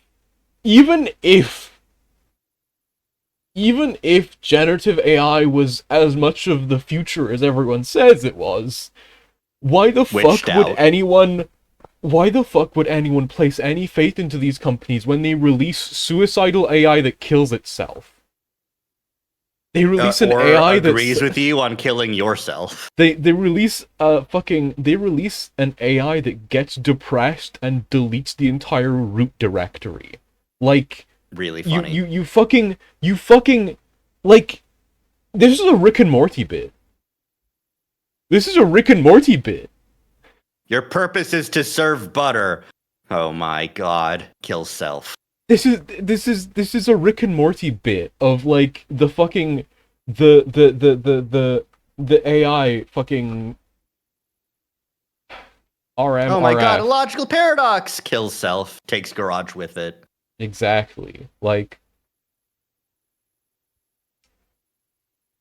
the last 10 fucking years has been a Rick and Morty bit. Yeah. You're so right. Anyways, my Tumblr dashboard has Vriska on it. Vriska and Kanaya ship art. Awesome. Awesome. Bite that girl's neck. The Atari 7800 version of the game Impossible Mission was actually impossible to beat unless you got really lucky with the random gen seed because of a bug. Did you know? Did you know gaming? I could do a Did you know gaming. I could read. I couldn't write the episode, but I could read it. Well, you see, the AIs aren't really for us. They're for corpse. They're for corpse. Corpse don't care if it fucks people over as long as it's able to eventually make a profit. And as long as the bubble keeps bubbling, it's fine. Yeah. Yeah, exactly. Like the issue is that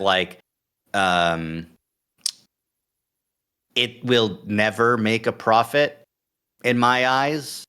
AI is for fun and toys. Exactly. Yeah. AI is for fun and toys. You run this shit on your own computer, you turn it into a bizarre fucking cat girl. Like, I don't care. AI belongs in the hands of deranged streamers only. You know what's more okay. If there's an AI that does something wrong, the AI can't be held liable. You can, if a person does something wrong, you can hold that person liable. Exactly. I would hate this, but I would love to be a fly on the wall in one of these fucking meetings where some C-suite guy is getting tricked into thinking AI is good. To see exactly what arguments are being used, you know? Because it'd be really awesome if there was also another guy in the room on the other side of the C-suite guy's ear going, so here's all the reasons all that's bullshit. Yeah. Waiting to die spontaneously and horribly and wake up and realize it was all a fucking game titled What If Every Country in Civ 6 was run by an IRC chatbot written by a smug 15-year-old child. AI research is really cool. Fucking sucks how it's how NVIDIA props itself up by sucking up university money with it. Yeah, that's true. Yeah. I would love if I could simply continue to buy computer parts for computers because computers are for toys. Yeah. Computer is for fun and toys. I remember hearing it passing, but though it wasn't backed up or anything. Yeah. Anyways. Anyway. Hey, is this useful? I look over at Raven as he holds up what looks like a porcelain canine doll of some kind. Maybe? Again, just set aside the stuff you think might be interesting enough for me to take pictures of. Alan Turing, a computer can imitate a human, but also do not create the torment Nexus Sam Altman cackling. Is NVIDIA getting out of the computer graphics card industry? No, because NVIDIA understands that this is once the AI bubble is gone, they will still need the graphics card business. NVIDIA is making this. NVIDIA is making the long-term smart but short-term stupid decision of integrating their AI business into their graphics cards. Yeah, they're we're gonna have you can use our graphics cards to run AI. We're gonna do a lot to make sure that you can run AI on our graphics cards. And see, we believe that AI is the future too. See, look at DLSS 5, and it looked like shit. So it also was running on 2 different cards. Run Echo through DLSS 5.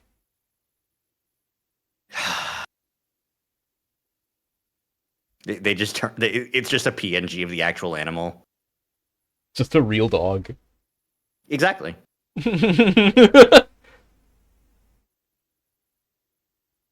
Actually, they kind of are. They're trying to get us into subscription cloud graphics cards. That's right. Yeah. Though I think that. I mean, every tech company is trying to push towards cloud computing. Yeah, since it's a subscription, so. I mean, like, the long-term plan for these data centers is to turn them into cloud computing centers. After the AI bubble pops, they're gonna turn this shit into cloud computing. They're already halfway there with most of their AI models being, you know, things you remote into, things you don't run locally, things that are run on the cloud. You don't have a local instance of Claude or exactly Grok, or you're just always sending the data over to whatever. Because they want people to think that this is a magical proprietary thing that only they can do. And then when people are convinced enough that this is magic that can only run on the cloud, they'll rope people in with, hey, you know what other magic we can do? We can make your games look even better if you just run them on the cloud. Cloud computing used to be what your PS1 did when you put in the disc for Final Fantasy VII. I think we can end the tangent on that bit. That's a good bit to end. Good bit. Thanks, Zane. Okay. He puts it to the side and starts digging through the tub rather carelessly again. I sigh and turn back to the binder. I really wish Carl had agreed to come down. Again, he declined to help me, even after Raven arrived. But now I guess I have my answer as to why. More stuff is missing from the tubs. And I know it can't be anyone else except Carl. The containers were turned the opposite way when I got down to the crawl space earlier this morning. On top of that, there were 2 more loose wrappers in the tub, along with... I trace a paw of the torn edges of a missing page in the John Begay section. The question, of course, is why he would be doing this. There's absolutely no reason for it, and the bizarreness of the situation makes it pretty much impossible for me to confront him on it. It's his house, after all, though. If he didn't want me going through it, why would he have shown it to me in the first place? And he isn't even trying to cover his tracks. In fact, I practically caught him in the act just a few nights ago. He must know now that I'd be able to put that together pretty quick. I close the binder, deciding that this will be the last time I'll be going through this stuff. If Carl doesn't want me digging up info on his family's history, then I'm not going to pry any further. Well, you see, it's not that Carl doesn't want you to do it. It's that James doesn't want you to. Exactly. Every person in the town is simply possessed by someone from the past. Interesting that Sydney is at Chase's, and they're both otters. And for Carl, it's his ancestor, so it's obviously also a ram. So to understand this game, you have to become deeply familiar with the mechanics of ghost possession causality. Yeah. Of course, obviously. Fucking At any given moment, Chase is possessed by like 5 different guys at once. Now, is this supernatural bullshit happening, or is this alters? You can never know for sure. It's both. Yeah, porque no los dos. Why can't it be both? Really funny to think that the Sydney voice is an alter and he's scared of the real ghost.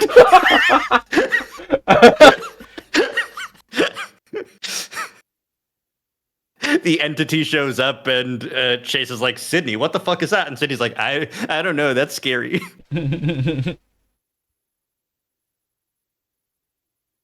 One or more friends inside him. So true. Hey, look at this. Raven holds up a wooden train. Bet this is probably the shit back in the day. That's really funny. Choo-choo, motherfucker. Imagining him as a sparkle dog. Exactly. Train. Probably. My phone buzzes. I take it out. My notification's telling me I have a text from Leo. Meet me at diner for lunch. Just you. And for a moment, I feel a pang of guilt. He told me how excited he was to hang out with me this week, yet I've spent almost all of my time here with Carl. Though from what I've gathered in text, Leo's been spending most of his time with TJ and Jenna since the Lynx is apparently still feeling down. At least he had that to keep him occupied. My excuse to Carl is all the info I needed for my project made my decision to spend most of my time here a little less weird. What time? And what do you mean by just me? Hey, Rave, I'm gonna go meet with some friends. Could you keep Carl company? Okay, sure. Raven seems busy pushing the train across the ground while attaching more cars. Oh, baby! He's playing with toys? That means James is gonna fucking kill him. Bro, he's age regressing. That's why. Like, the basement was full of kids and they all died, right? Dude, James is gonna kill him. Because he's being possessed by the dead children. He's being possessed by the dead basement children. Yeah, he saw a cool train and all the like, oh, we're lingering here because we were killed and it's so sad and we're so angry. Oh, train. Holy shit. Choo choo. Holy shit. This is the funniest fucking...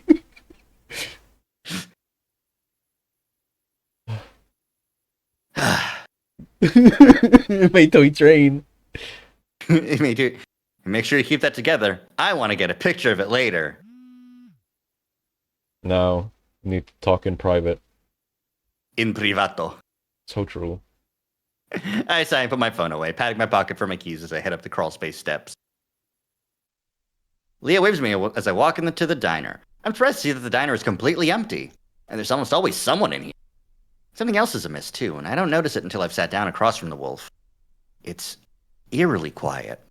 The usual rockabilly tracks aren't playing from the jukebox. Hey. Hey, man, what's up? The atmosphere is unreasonably awkward, and I blame most of that on the strange state of the diner. So apparently we have to go up to the counter to order. Janice isn't here. Oh, why's that? Leah shrugs as he sips on a milkshake. Dunno. Sick, I guess. It's then that I remember the story Flynn had told us about Janice and her incident. I'm not going to bring that up because I'm sure that's what Leo's thinking as well. Well, I'm not really hungry anyway. What was it you wanted to talk about? Leo swallows slowly, then looks down at the table. So you probably know this whole thing didn't go as I'd planned. Mm-hmm. I look at the collection of condensation on his glass before I speak up. Yeah, sort of. Leo frowns as if he'd hoped I would have tried to deny it. Well, it's mostly my fault. I should have done a better job at resolving shit. Oh, of course, the savior complex protector has to blame himself whenever something goes wrong. Yep. I should have tried harder. I should have kept everyone together. I should get help. I should have saved Sydney. Yeah. I shouldn't have been having fun skipping stones like a child. I should have been beating up more bullies like Sydney, but also not killing him. Maybe if I knocked some sense into him, he wouldn't have gotten dragged. Now I frown. Hey. I wait until he takes his eyes off the table to look at me. You know, you're not our big brother anymore. Okay, well, that's the opposite. We don't need your help anymore. Yeah, that'll work, Chase, you asshole. Yeah. Anymore. Fucking guy. He looks back down at the table. We're adults, believe it or not. We make our own decisions now. Everything we're doing right now is our decision. Our fault, not yours. Okay, fine. Fine. Yeah. That's an okay way to go for it. Like, but the phrasing and the first thing you said of the like, it's close to and can be interpreted by him as we don't need you. The thing to say is not we don't need your help anymore. The thing to say is it's not your responsibility. Yeah. To watch out for us anymore. Yeah. Though, really, like, it's tough to figure out a good thing to say here, because Chase is trying to be like, it's okay that things are falling apart when we're the only people Leo talks to, I'm imagining. Like, yeah.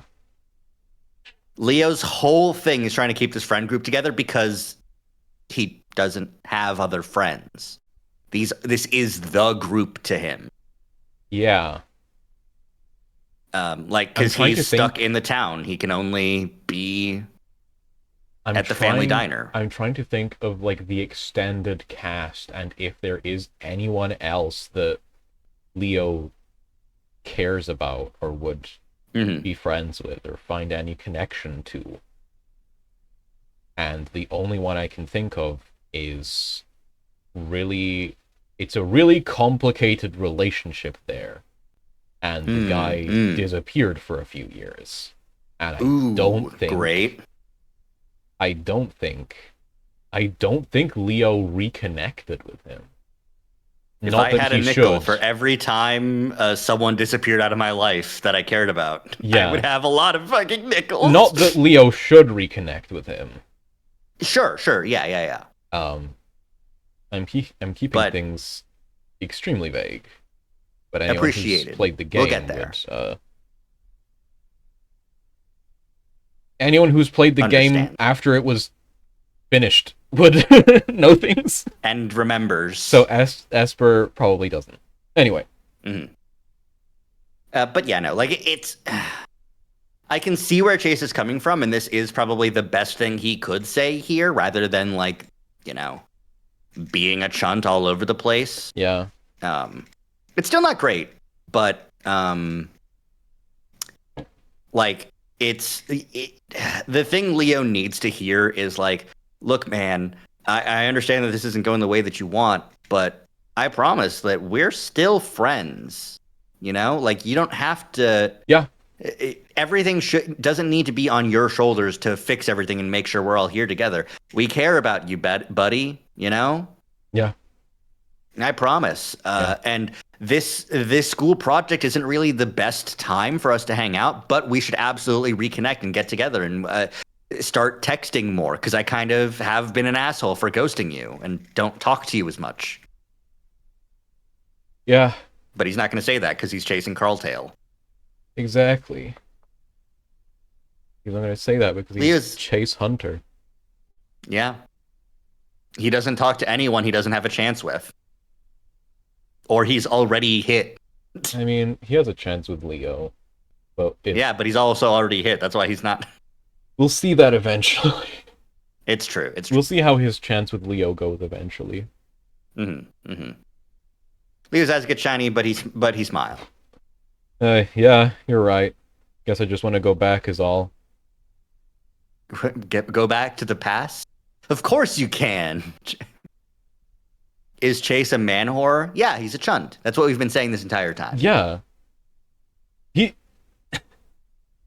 Chase Hunter, as soon as he thinks he can get laid with someone, ignores everything else. Whether that's true or not. In Carl's case, it seems more true than than TJ's case, but he still believed he had a chance with TJ, which is exactly like the reality of the situation doesn't matter. It's whether or not Chase believes he can get some ass. Chase just latches on to whoever he thinks he has the best chance of hitting. Like,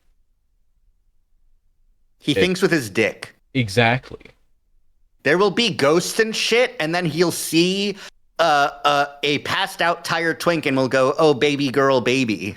And then he'll kill someone.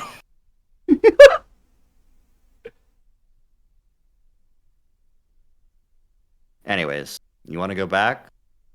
Hey, we're still young. You're talking like my grandpa. Leo laughs and leans back. Mine too. Leo jerks his head as if he just remembered something. What the hell happened between Jenna and Carl? I was actually hoping you could have told me that. I have no idea. She She keeps going on about him not participating. I told her it was fine, but she can't seem to let it go. Yeah, well, it's really weighing on Carl, I think. Leo swigs his milkshake, forgoing the straw. Treating it like it's a fucking cocktail. Like, sip, sip, oh, I need this. Chase, based on the description, comes off as allergic to relationships. Well, the thing about Chase is that he's also a vessel, so, like, he can't make any real connection with other people. Mm-hmm. The closest he could come to a real relationship might have been TJ, because TJ knows, but he wants TJ to forget and bury it. Chase is the protagonist because Chase has enough fucking empty space inside of his soul for us as players to inhabit. Mm-hmm, mm-hmm. Though Chase it's not like is a we have. fucking It's not a vessel. lot of space. He still has soul in. It's Yeah. the Echo, core is empty, Echo and is that's like where if the player Deltarune was resides. good. Are the viewers also a ghost? That's spoilers. God damn it. The soul of Chase Hunter is empty, and that's what the player slots in. There's also other people here. Don't worry about it. But the amount of control that we have over Chunter is still limited because the vessel, this shell, has the control and does the actions. Mm-hmm. Yeah. Like, when we get choices in the game, that is not just mechanical, that is us as players. Like, that is, like, whatever we are seeing through the eyes of.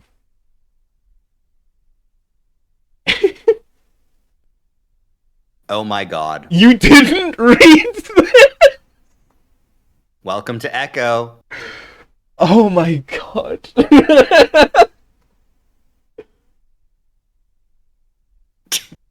You knew it, Chaz?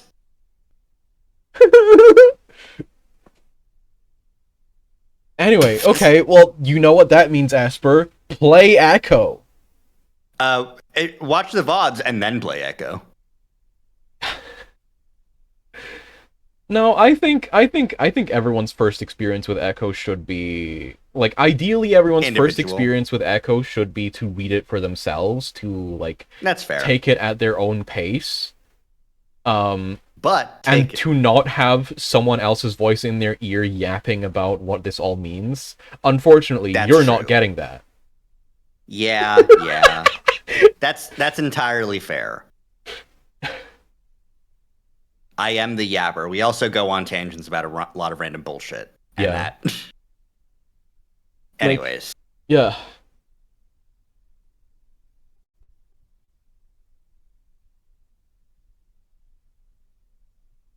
It is still me, Chaz. Anyways, he wipes away the cream from his muzzle as he brings it back down onto the table with some resolve. Well, I'm not letting it end like this. Let what end like this? Our group. Not everything's the fucking end of the world, buddy. You realize this might be the last time we're all together? That sentence immediately forms a lump in my throat. Yeah. So I'm not gonna let it end like this. Flynn pissed at TJ, Jenna pissed at Carl, you and me. You and me what, Leah? We're cool, right? I just don't talk to you, but it's fine, right? Yep. He lets that hang, and when I don't say anything, he coughs. So I planned something. Yeah, I bet you did. Theme of sad fighting against the narrative here. It should be the easy one to fix, right? No. No. No. Echo is about a broken friend group reconnecting after years. Mm-hmm. And Leo going, yeah, we're all still friends, right? And everyone else going, sure, buddy. Echo is about understanding why no one talks to each other anymore.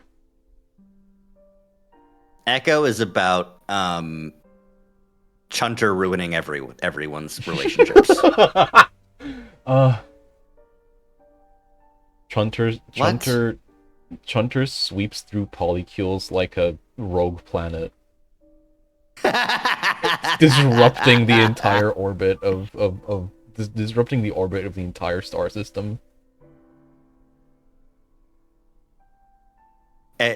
Chunter hits Echo like the fucking Superstorm hits Arcadia Bay in Life is Strange. I've never played that. The only thing I know about Life is Strange is the Final Fantasy The Spirits Within reference. Yeah, pretty awesome. There's gay people in it. It's written by French people. You played Blackgate?! That explains everything! That explains everything! Okay, Esper, I'm so sorry to break it to you. Blackgate was never finished. Echo is the only surviving remnant of Blackgate. Ooh, right. That's the... yeah. That is the thing that you said. This is so sad. I'm so sorry about your experience. I should probably check out what exists of Blackgate.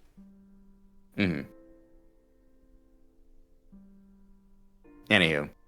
His hesitant tone is making me nervous. He looks me in the eye and squares his shoulders. We're going to the lake tomorrow. He lets that sink in. Sound of diner door opening. Yeah. As I turn his words over in my head, I had suspected this is what he was getting at. I consider my words for a moment, not wanting to say the wrong thing.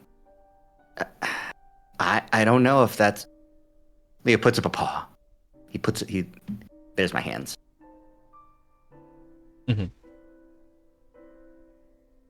I've thought this over real hard, Chase. That day, what happened to Sydney, it fucked us all up. Changed us all. And you would like us to go back and fix it so we can all go back to the way things were, right? Because you think that's possible, right? Yeah. What happened with Sydney? A, irreversibly changes you. B, even without that, puberty did still happen. Yeah. And, life happened. You stayed friends even after Sydney died for years. The growing apart didn't... Chase and Leo dated after Sydney died. Exactly. Leo's putting so much of an emphasis on this one thing, and it's not... He's attributing this one event to all of the bad things, all of the relationship issues that everyone's having. Yeah. That it's just not... It's like maybe people for Flynn saying... it might be, but... It's like people pinning the blame for everything that's happened in the past 10 years on Harambe dying. That's true. Yeah. Anyways. Not for the better, either. It took something from us. Leo pauses, looking to the side as if searching for words. Lynn, Sydney was his best friend. Carl, he's been depressed ever since. I feel the need to speak up. I don't know if you can pin all of that on what happened. Maybe we would have turned out the same. She presses on. TJ, he saw Sydney die, saw him drown. Can you imagine that at 8 years old? And Jenna, has she ever been happy since? I shake my head. Okay. Yeah. Yeah. Regarding chat, I can't fucking micromanage everyone in chat and tell them that they're being overly familiar with other people in chat, or being overly familiar by way of talking shit, poking fun, as if you've known each other for a while, as if this guy hasn't just showed up in chat, like, last week. Like, I'm not going to fucking issue a warning about it, because I don't know if that's my place to. But you can... You are capable of telling Chaz to step off, and at that point, I can step in if shit does not go well. I have known Chaz for a while. I trust that if you tell him to step off, he will. That's all I'm gonna say about it. Like, that's all I can really do. I can't step in when things are unfriendly, but I can step in when actual, like, wrongdoing is being committed, and, like, you've told them to not do that, and they are continuing. Yeah. Like, I can only speak for my chat, and I'm like, it sucked. We pointed it out that, yeah, that does suck. That's kind of a lot. That's it. Drop it. Yeah. No need to step in to defend. No need to explain. Apologize. Move on. Yeah. Parenthetical over. Yep. I shake my head. Jenna has not been happy since. That's a strange thing to point out. It's a strange thing to notice, Chase. Like, I've seen her sprite. She has that fuck-ass smile. She can Fujo out. That's kind of like happiness. Is Fujoing out an adequate replacement for happiness? It's a good coping mechanism. Thread closed after 2,000 replies.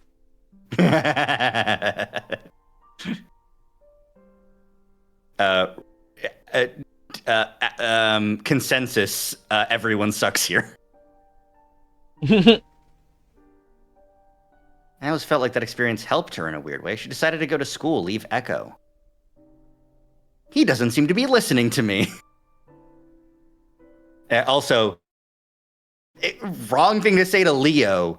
So she decided that Echo sucks and she left.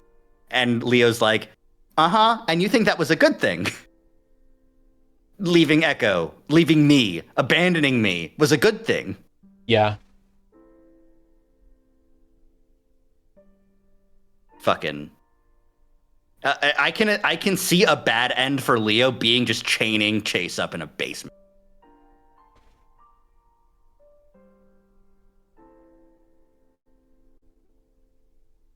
I'm pulling the IShowSpeed, like, trying not to laugh face right now.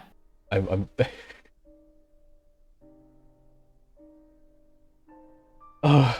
okay. Yo, I'm watching your stream. Why try not to laugh, dog? That's really disrespectful as shit. That's disrespectful as fuck. Okay. And you. But yeah. I love you, but you did change the day it happened. You're practically a different person. Does That's he know? fucking true, though. Does he know? Does he know? Does he know? Leo, you dated the vessel. What are you talking? Why are you mad about that, bro? I don't have anything to say to that. And me, His voice catches in his throat, and I close my eyes. Leo. I was supposed to be watching all of you. I was supposed to take care of... Leo stops talking, and I keep my eyes on the table. He grabs one of the brown napkins and wipes his eyes. When he speaks again, his voice is thick and cracked with emotion. I can't imagine. I would rather wipe my tears with my shirt than wipe my tears with the fucking shitty-ass brown napkins at a diner. Fucking one-ply sandpaper brown diner napkins? On your eyes? Hello? On your eyes! Yeah, no, like, that's... that would be horrible. I think this is Leo trying to act tough. This is Leo blowing his nose with sandpaper. I'm manly, but I still have feelings, but I'm manly about it. What shitty diner are you going when you get 1-ply napkins? Even the Denny's in my area uses 2-ply. I think for me, it's a texture more than it is the ply. I think some places will use 1-ply, but the texture is still like really rough because it's like recycled it's a recycled paper that's like it's really fucking rough. like it's fucking pulp. It's like it's pulp. Sandpaper napkins. It's always fun when you're in a car and all you got are those napkins. This is why Japan is better, because everyone gives you pocket tissues. I mean, yeah, whenever I go anywhere, I have a pack of pocket tissues in my pocket. Yeah, pocket tissues! What do you do with your stolen jelly packs from diners? I don't take those. What, jelly packs? What are you fucking talking about? When you go to an IHOP and they have packs of jelly that you can spread on your pancakes and French toast and stuff. Why would you take those home? I don't. Yeah. Okay, we don't really have diners of that type here. Breakfast diners? I don't think we really have breakfast diners here. There used to be a chain of there used to be this not quite fast food chain, but restaurant chain at the very least.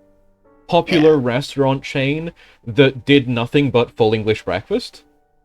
But I think they shut down a few years ago. I haven't seen one in a decade. The That's last time I remember seeing one was... full English breakfast is good. Full English breakfast fucks. Yeah. It's not like most other British food where you can point at and laugh. But yeah, at this point, the only time... But even then, I don't remember seeing, those little, jam packets, you know? Yeah. That's fair. Americans need sugar. Little packet of butter, little packet of spreadable butter. Little packet of, absolutely. Jam. Those things, I only ever see those at hotel breakfast. The hotel breakfast bar. They will it'll depend, but you'll usually see those at IHOPs in the States. IHOPs, Denny's, stuff like that. And it's because Americans simply will not eat anything if they don't have the option to slather it in sugar and then add more sugar. I never got to go to IHOP or Waffle House while I was in the US. I did go to Denny's 3 times by accident. Awesome. No, I know the story. I know it was on accident, but it should be on purpose. I wanted to try Jack in the Box, but they were closed. And then another day I wanted to try Jack in the Box, but they didn't take card.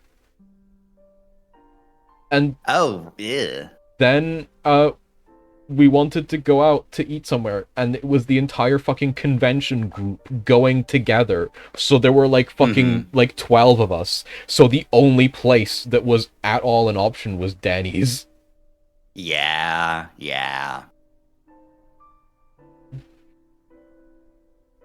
You can make it more akin to your personal preferences. The issue with the personal preferences is that even IHOP pancakes are just sugar. Everything's really sweet. God, I need to go to a convention. This is why with someone again. You free next weekend? What's next weekend? There's a convention. There's an anime convention near me. I meant a furry convention. I don't give a shit about anime. Dude, come to ScotiaCon next year. Come to ScotiaCon next year. I don't want to have to buy a room by myself again, because they don't offer residential tickets to, if you're by yourself. I can finally spend the 50 euros I got as a gift one time. We don't use euros here! 50 I said it's pounds. It is pounds. It's pounds. It's a 50 pound. You're 50 pounds. It's the one with the. It's the one with Alan Turing on it. Yeah. It's the one with the fight. The one W Britain has is they have the gay guy on the money. Mm-hmm. Yeah, the government forcibly chemically castrated him, but at least they put him on the banknotes. Yeah, it's like even. Yeah. Really. Anyways, when he speaks again, his voice is thick and cracks with emotion. His parents never said, but they trusted me with Sydney, and I think they blamed me. No, Leo. He falls silent. For a while, we both sit there and share the feeling of being weighed down by 11 years of baggage. A good 5 minutes goes by, Leo staring at the window, his milkshake melting. The afternoon sun turns his normally red fur almost orange. Can't do this anymore, and this might be our last chance to find some kind of closure. I take a deep breath, swallowing past the lump. Okay. He looks up at me, relief all over his face. So you'll go? I smile reassuringly at him. Of course. Have you told anyone else? He lowers his ears. No. Oh, God. Are you going to tell them? I don't know. Leo. He does his signature shrug, paws out. I really don't know how else to get them to go. Then there's no way this isn't going to be a disaster. Hey, we gotta try. Yeah, how about you try telling them the truth? Like, if I tell them the truth, they won't go, and then it won't work. Like, what are you fucking talking about, guy? Yeah. I guess that's really stupid, but we'll go along with it. So can you bring Carl with you? I think for a moment. What are they going to again? The lake. Yeah. Oh shit, Carl is in an interview. What time?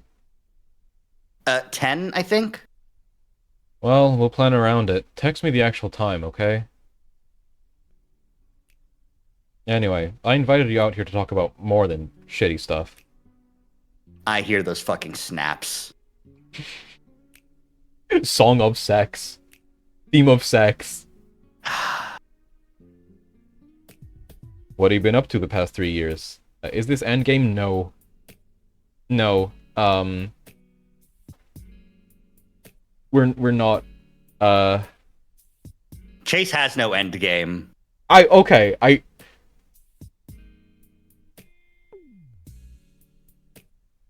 Yeah? I hadn't even considered endgame as like a ship. Right. I hadn't even considered like the fucking Tumblr parlance of this ship is endgame. This ship is like the only possible outcome. No, I was just taking Esper at their word of like are we nearing the end of this route? No. I think generally routes go up until Sunday. Mm. And a lot of shit happens on Saturday and Sunday. I would say we're only like... Oh, yeah. Halfway. Depending on how many tangents we take. Yeah, exactly. And so we talk for the next 2 hours, catching up on everything. I'm going to comment on his muscles in the next 5 lines, I can promise you that. It feels good, and I regret not spending more time with Leo this past week. As we part in the small parking lot, Leo surprises me with a hug. I have a good feeling about this. It'll be hard, but we'll be better for it. I hug back, hoping with all my heart that he's right. Okay, if there was going to be a muscles talk, it would have been there. Yeah. It would have been in that. Saturday. Saturday, we're going in the House of Leaves. Saturday. Get leaves. These are the tangent streams? Yeah, exactly. These streams are even worse than when I play Pokemon Pinball.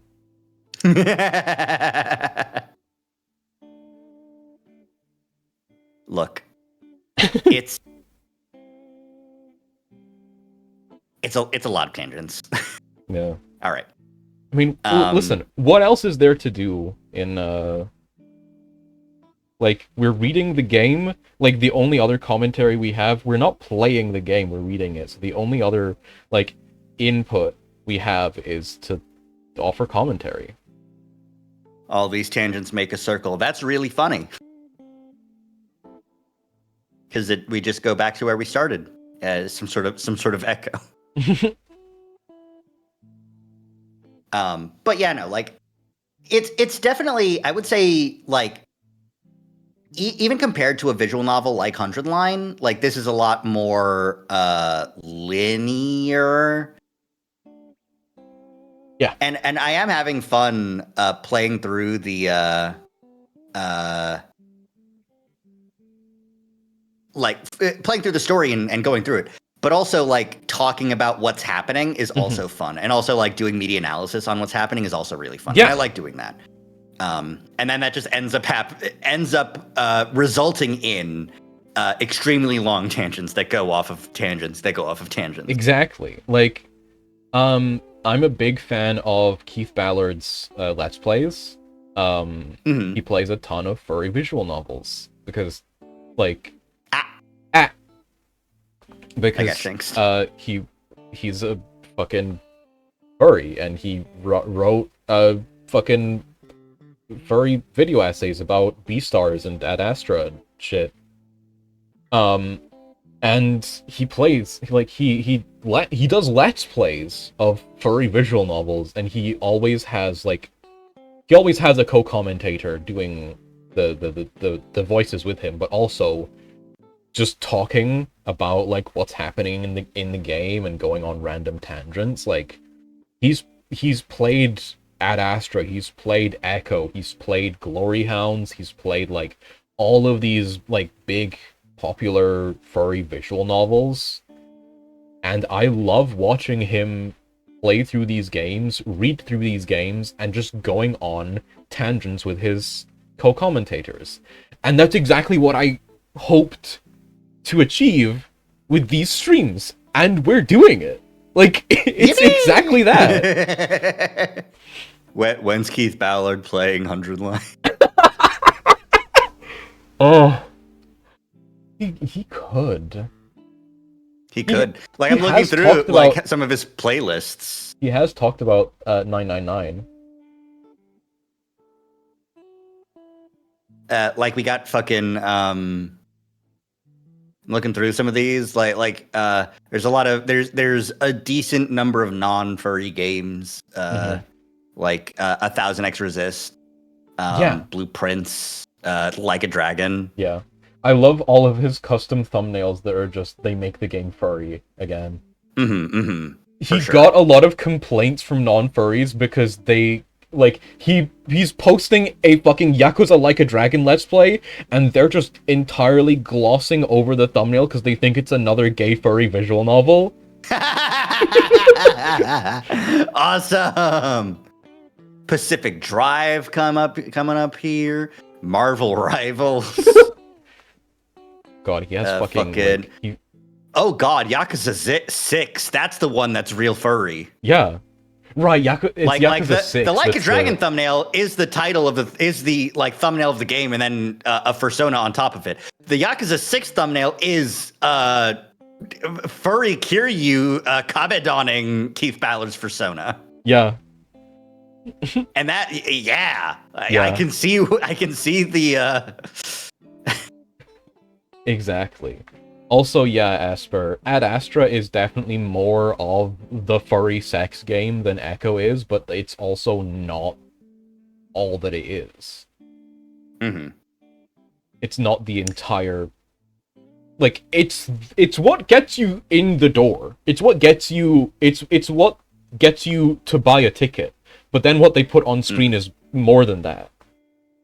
Yeah. Like, you do get Wolfcock as promised, but you get so much more than that. Like, the enduring image of Ad Astra is the main romanceable character, Amicus, fucking fucking tears and blood streaming down his face. Like,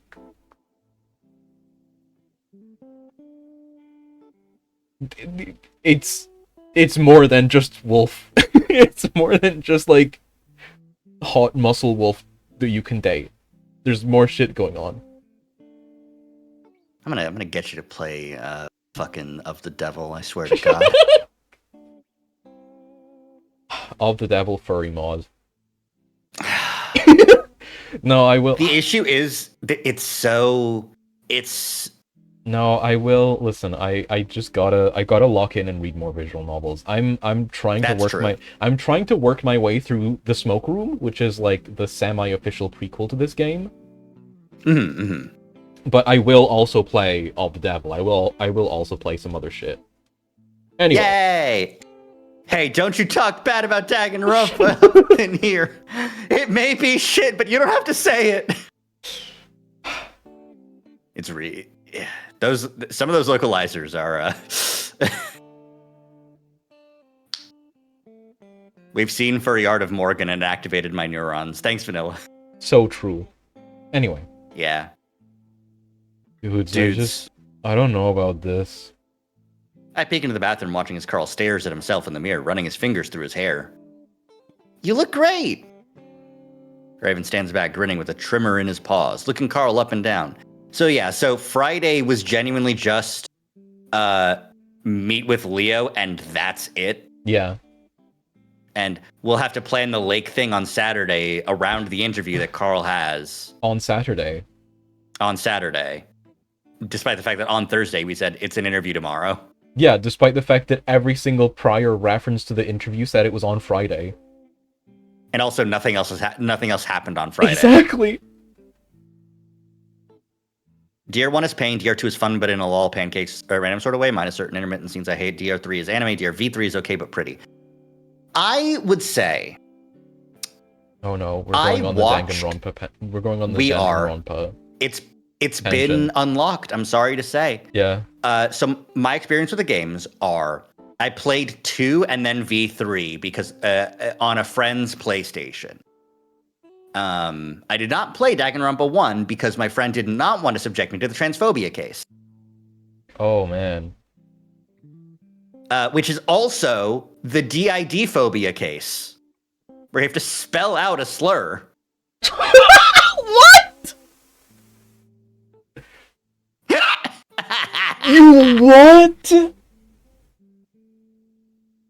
They call it dissociative identity disorder, and then they make you play a fun little game where you call someone the term that you should the derogatory term for someone with schizophrenia.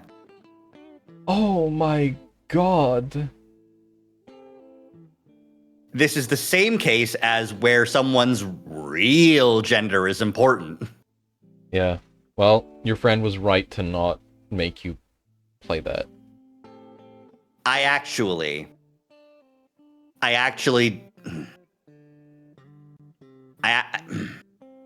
disagree.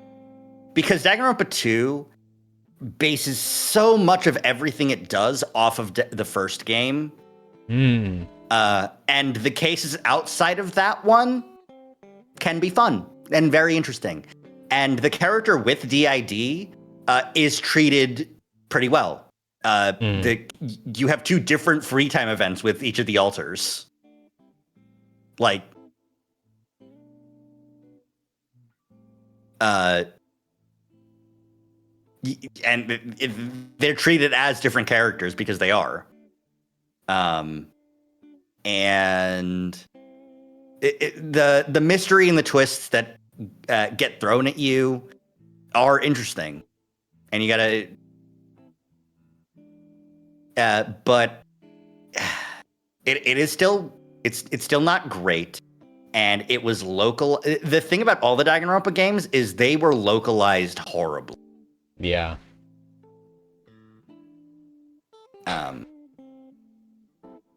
The 100 line was localized way better. They still have some spelling errors, but Well, yeah, like, but to be fair, look at how big the it's fucking game 6 million is. characters. It's it's the Homestuck. Danganronpa and 100 Line is if the quality relationship between Fallout Equestria and Project Horizons was reversed. Like, one Yeah, is... my short little one-shot Project Horizons that spawns off Fallout Equestria as the larger franchise. Fuck!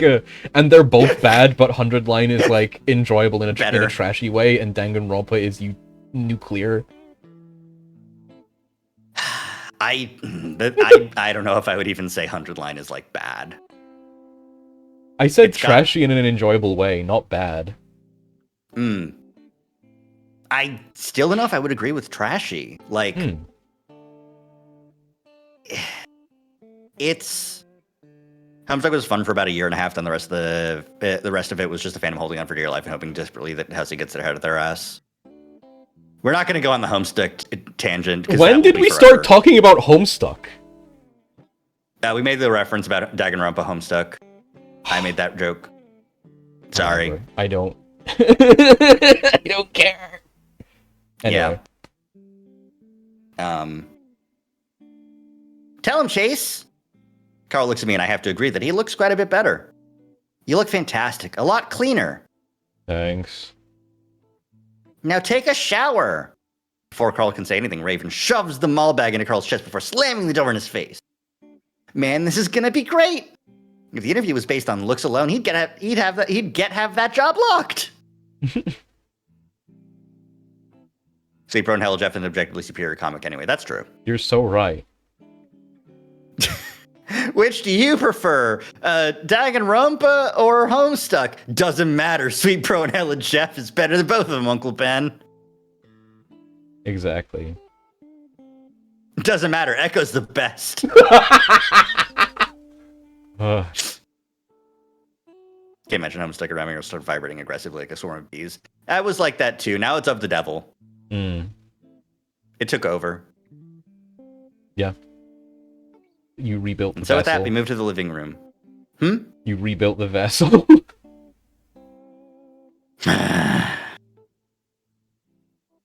Just because a lot of people's vessel is fandom based doesn't mean mine is. Okay, Shinx.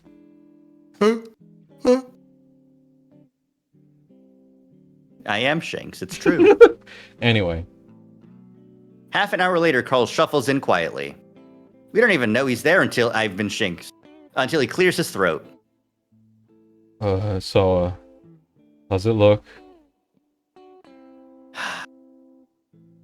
It's bad. Put the hoodie back on. The fucking like Tumblr post about the like, all right, you look like a prostitute. Go put on your normal clothes again. Raven, you dress up in the monkey suit. Luxor in reality is just big Shinx. Exactly. That's true. He looks good, but I'm more concerned with the fact that he looks more insecure than I've ever seen him. He shifts from hoof to hoof, not making eye contact at all, his fingers pulling at the rolled up sleeves. I want to see him pop a button on that shirt. Who said that? So true, Waity.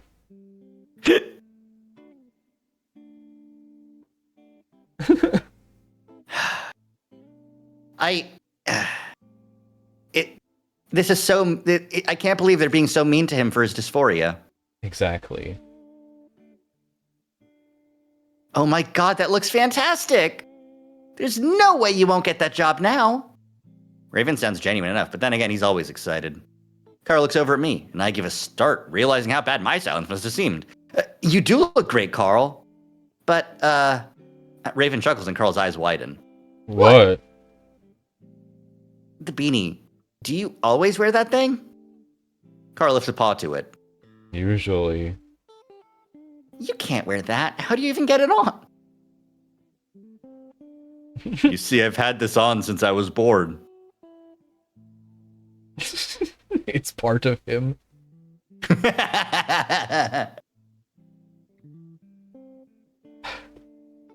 It's stretchy. And my head fur looks awful. It can't be any worse than Raven's. Take it off. Yeah. I was born at the young age of 5 years old. Seriously, you can't wear a beanie to an interview. Carl's getting all fidgety again, so I butt in. Wear it. Who gives a shit? Hey, I actually think it looks kind of nice with everything else you got on. Carl glances at me, but stops fidgeting with the beanie. Raven looks at me, then back to Carl. Well, all right. Guess I'm not voted. Not like I'm a real person here. Yeah. At age 6, he was born without a face. At age 8, he was forced to drink cement. Texture hat. Carl sighs and chips around again. We watch him expectantly. Dude, this just feels weird as all. Almost like it doesn't fit your gender identity. Almost like you would feel better with baggier clothes. They're forcing Carl to perform masculinity, to perform professional masculinity for a job interview. Replace this with a skirt. Yeah. Are you force femming Carl? We're letting the Carl femme himself however much he wants. Yeah. No, like this is Esper. This is Zach's reading of Carl, and this has been Zach's reading of Carl since day one. Since the prologue. Since the fucking prologue. And honestly, when Carl said, "I look in the mirror and jerk off to my moobs," I support him. I support this reading completely. I'd never thought about it before, but I support it completely. It's absolutely not intentional. Yeah. But the way they keep writing Carl, has Zach played this game before? No, this is my first time going through. Yeah. But the way they keep writing Carl's anxiety, and his like, the way he chooses to dress, casually, comfortably with loose-fitting clothes, how he doesn't care about building up a physique, a masculine physique, and is much more comfortable being the androgynous fat. You know, because like exactly being fat can be. There are many such cases where it hides the effect that puberty has on certain aspects of your body, especially for masculine people. Exactly. If you're all over fat, no one notices that your shoulders are broad because your fucking hips are broader. Exactly. Exactly. I don't care that I have broad shoulders. My ass is fatter. Who give a shit? Exactly. Who cares? Who cares? I win. Like the fact that he's so upset about Chase, and even Carl to a degree, is blaming all of his like worries about like dressing up in a suit and going out and getting a job interview. And his reckless behavior and his no motivation on overall general social anxiety, as opposed to, how can I ever feel happy about anything if I have to do it in this fucking body? Exactly. Like, it's a reading that I had never thought about before. I'm the one here who has played the entire game and has like engaged extensively with Echo fandom, as terrible of an endeavor as that is. And I'm the one who has played the game and has watched Keith Ballard play the game and has like read other people's experiences of playing the game. And I had never heard this reading before, and I had never thought about this reading before. And Zach is playing through this game for the first time, and has immediately in the prologue happened upon a reading of the text that makes so much sense and retroactively explains a lot of why I latched onto Carl immediately. Beyond what the game beyond what the game itself poked fun at me for. Has Zach read Umineko yet? No, I have not. The only thing I know about Umineko is funny clips of like AI voice over Battler saying, "You're lying to me. You're saying lies to me," and Beatrice going and and saying things in red. That's my extent of Umineko. Is Echo fandom a dumpster fire or something? Yes. Echo fandom is, like, okay. The from what I have seen of Echo fandom, the bulk of it is either people cluelessly thirsting after Leo despite his fur being entirely red flags. People thirsting after a hypothetical future adult design of Sydney if he didn't die. He kills people! Like, people thirsting after characters that fucking aren't in the game. Like, no, Leo is a walking red flag. Leo is full of red flags. Yeah. Is the joke there. He's he's red because he's a red flag, is the joke there. Yeah. People thirsting after an amazing fucking reason. Like, thirsting after, like, fucking Janna's brother, who only shows up in, like, three scenes in one route, or can I thirst after the wolf that killed himself in the fox that hung himself in the motel? Yeah, sure. yeah. Like, thirsting after fucking, like, okay, and I'm not to imply that thirsting is in and of itself a problem, because I sure thirst after some of these characters. However, you don't latch onto these random ass side characters. Like, not even, like, okay, I would 100% understand if it was like one of the guest characters that had an actual impact on the story. Yeah, like, yeah. Julian and Raven so far have been kind of boring, but there are guest characters that are present for a lot of the, rather than just there. There are guest characters who are present for a lot of the story and have a lot of personality. Like, I love Misha, I love Daxton. Like, these are characters. I think everyone loves Kudzu. We all latched onto the Carney. So fucking true. Exactly. Step right up and suck my dick. Anyway, like, it's... it just feels like the people who are hyper-focusing on, like, hypothetical adult Sydney, or Janna's brother, or fucking whoever else, like, characters that are not part of the actual main cast that you engage with, or are not, like, I don't know. I can see why it happens. What do you mean hypothetical adult? Sydney died at age 8. That's not words I like hearing next to each other. Well, Esper hasn't been around, so didn't know that Sydney died at age 8. Yeah, Sydney died as a child. Sydney is the mutual childhood friend of all of the main characters who died, drowned in the lake as a child. Was drowned in the lake. It was an active process. Yeah. But there is a popular fan design for what he would look like as... like, if he had not... Yeah. What he would look like if he hadn't died, if Sydney hadn't died, this is what he would look like in the current time frame of Echo, where everyone is in their, like, early 20s. Like, that's what I mean by hypothetical adult Sydney. Yeah. Hypothetical adult Sydney looks like hypothetical adult Sid from Toy Story. Yeah. Oh, so all of the horror segments of the characters internalizing the whole Sydney was murdered thing? No! That's only some of them. There's so much going on. Esper, play the game. Play the game. There's a lot here. Mm-hmm. Speaking of what's here, did you read this line? I forget. Yeah. Okay.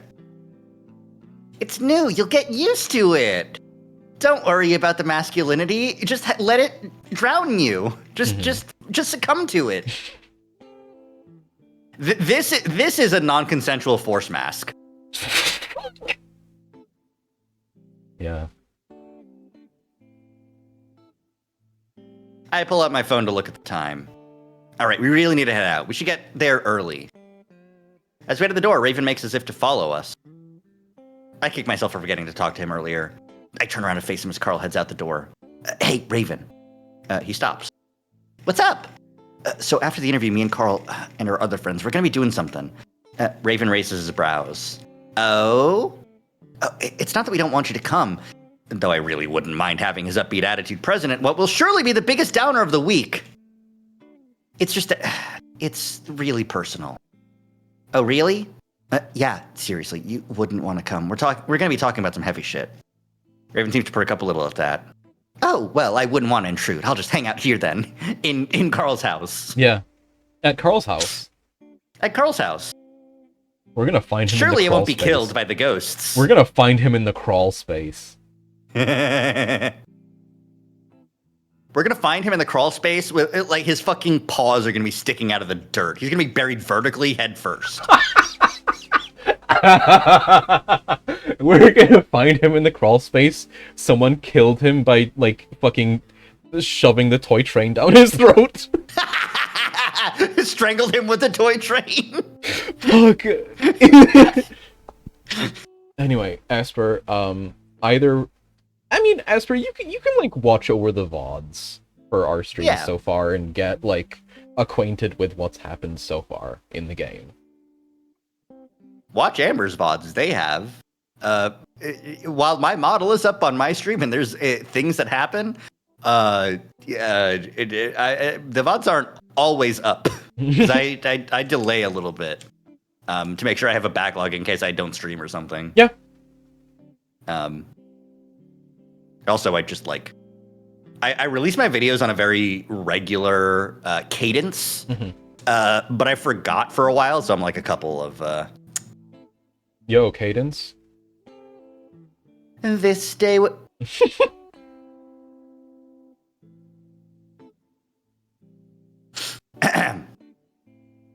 Yeah, we'll be back soon, okay? Sounds good, but you have to tell me how the interview goes. I know he's gonna do amazing. I've been cheesed.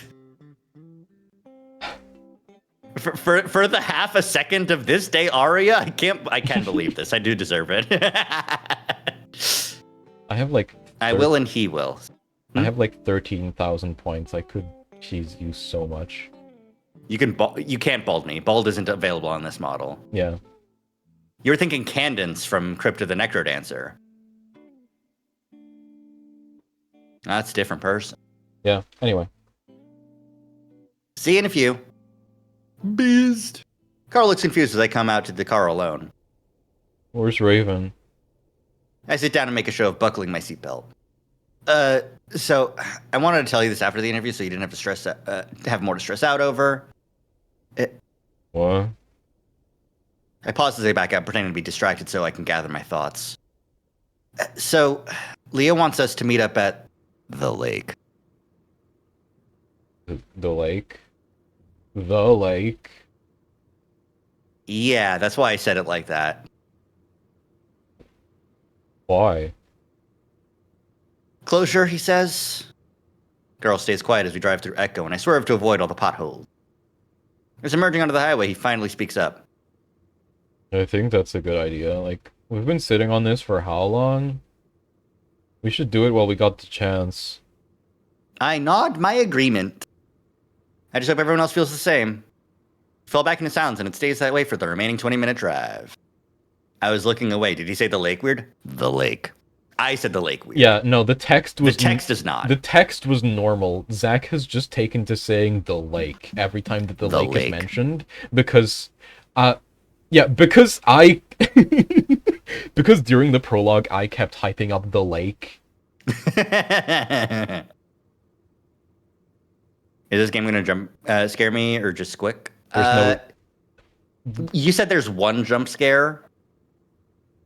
There is one thing that I could there is one thing that I remember and can visualize very clearly that might, by some definitions, classify as a jump scare, but it is not a sudden appearing image. It is a format break. Ah, okay. But the rest of the trigger warnings and like regular warnings on the itch page still qualify of it is psychological horror. So psychological horror, sexual content. There's discussions drugs. of a lot of shit, like discussions of drugs, discussions of Carl talks about amputation, but in a sexual manner. Yeah, there's so much shit that this game touches on. Make sure you're in the correct state of mind. The thing they don't warn you about is Chunt. Yeah, that's true. They don't warn you about Chunt existing. But yeah, no, I've had moments where I was scared. The squick is strong. Yes. There's a lot that the game. Yeah, there's a lot of very visceral imagery that the game pulls out at times. Also, just like the tension that they can build up is really good. I did get genuinely like heart-thumpingly like worried in the TJ route so far. Unfortunately, I don't think we can get further into the format break details of how weird it gets because I want to stay a little bit a little bit fresh. Yeah. So that's the extent that we can. Yeah, and we're not going to get there for a while. Anyways, Carl gets more nervous the closer we get. I can see his knees bouncing out of the corner of my eye as he stares out the window. I reach out and put a paw on his shoulder as we pull into the parking lot at the print shop. You look awesome, and you're going to do amazing, sweetie. I've packed a lunch for you. Oh my god. Yeah. Yeah. Weak to loud noises and jump spookies, which is why I must ask. Loud noises. Well, I mean, there is the stock sound effect witch cackle. That did happen. It was really funny. Also, like, you can configure, you can just turn the music sound down to nothing. I am thinking there are, there are definitely spooky noises and spooky images that appear. Yeah. But none of them are sudden. As far as I can remember, none of them are sudden. They are... When they do appear, it is a fade in. Right. I don't know if that's better. I don't know how much better that is than a, like, fucking stabbing a scare chord on the piano and showing you a fucking Chase Hunter zoomed in with hyper-realistic red eyes crying blood. .jpeg. .exe. Chunt.exe!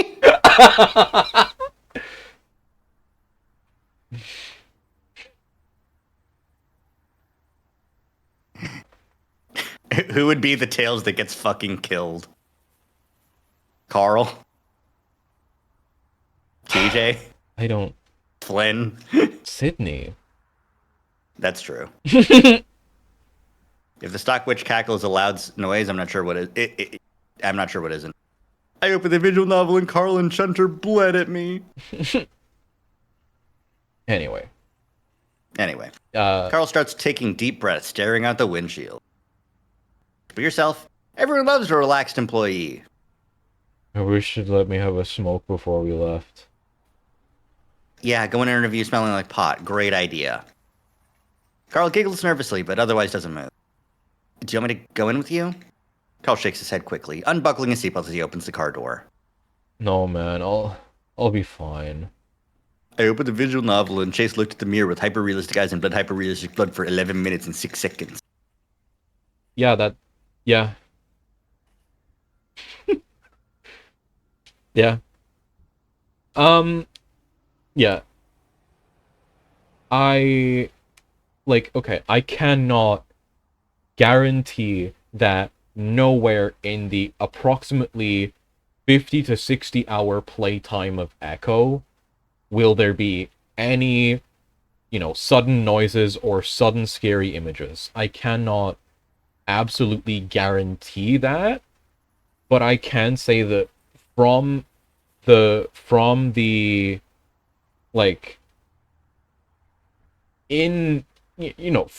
I can remember, that's not the type of scares that this game plays with. That's Yeah, not the the way. scares are good. Yeah. But they're good in good horror, not jump scare horror. Yeah. Like, not slasher, but horror. We're watching fucking I don't know. Wow, I don't know horror movies. I don't know the difference. I can't, like, fuck. Yeah. We're not watching Saw. We're watching Skinamarink. I saw a video essay comparing two pieces of media that lie to the player. And the first one was Heavy Rain. Yeah. And the second one was Danganronpa V3. And during the Heavy Rain section, the guy was like, I going back to this game to continue to get footage for this video, I'm reminded of how much this was just Saw. Like, all the kids and all the trials that the dads have to go through is just Saw traps. I've watched every Saw movie. Yeah, well, the only, like, trial that happens in Heavy Rain that isn't in the Saw movie is when one of the trials is drive the wrong way through traffic for 5 minutes. The only Saw trap that matters anything in the entire Saw series is when Jigsaw traps the entirety of Linkin Park in a car. His voice plays on the radio where the message is, "You and your friends are all racist."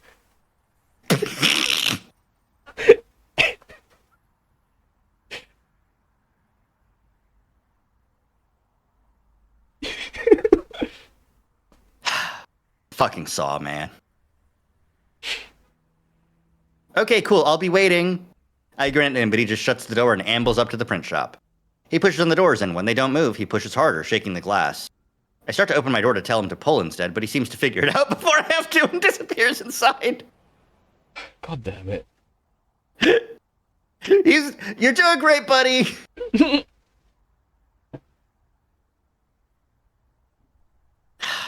Oh, boy.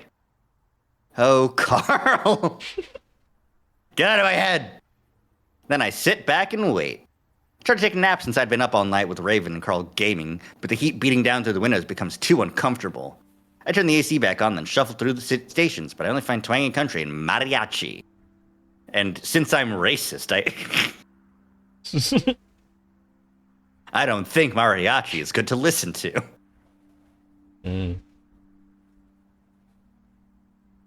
I look at the time. Fucking Chase, I don't listen to Rap Hunter. Oh, God.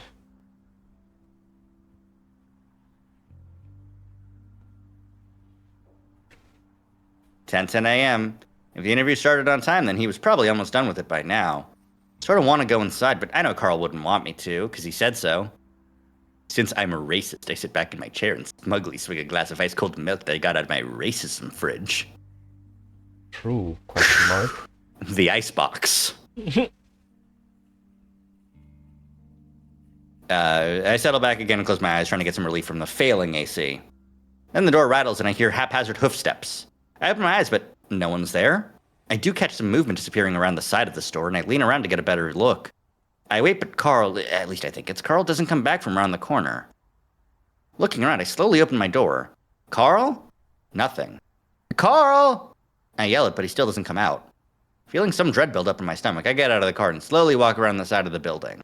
It's an alley between the print shop and what I think is a laundromat. Nothing is in the alley except for a few dumpsters and clumps of garbage. I step carefully around puddles covered in oil slick and wonder if maybe he just really wanted to smoke. Carl? Something shifts on the other side of one of the dumpsters and I hear sniffling. Wordlessly, I walk around the dumpster to the other side. Carl is bent over, his back to me, paws on his knees. His whole body is shaking and his breaths are ragged. Holy shit, Carl! I'm at his side instantly, rubbing his back. Ooh, what happened? Are you all right? The stench of vomit hits my nose, and I don't need to look closely to know what the puddle between Carl's hooves is. Carl makes sure to turn his face away from me, not saying a word. Shit.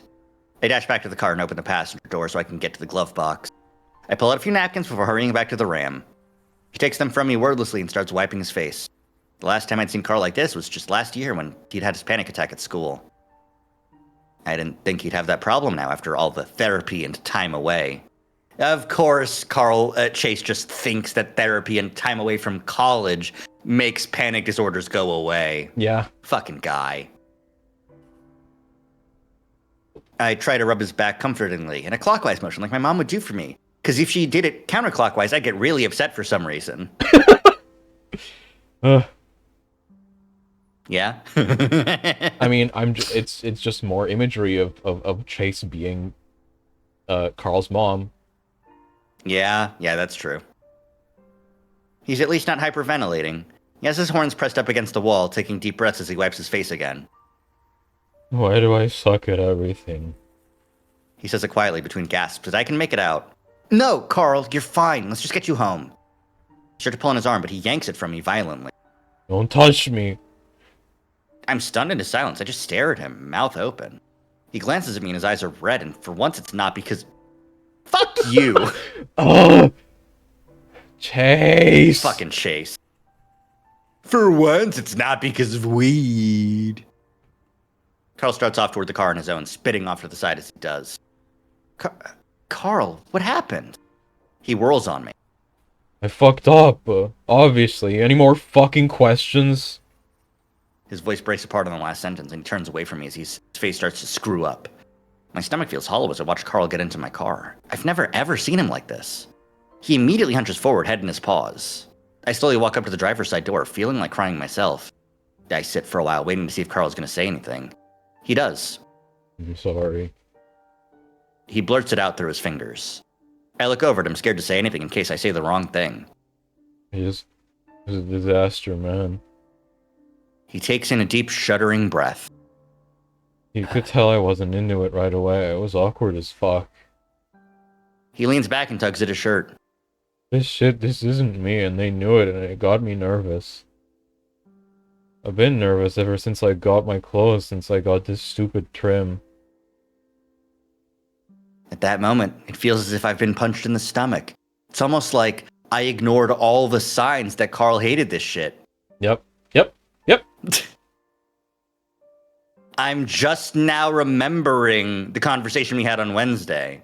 I closed my eyes for a moment, not wanting to believe I'd become exactly what he said I wasn't, what he liked me for not being.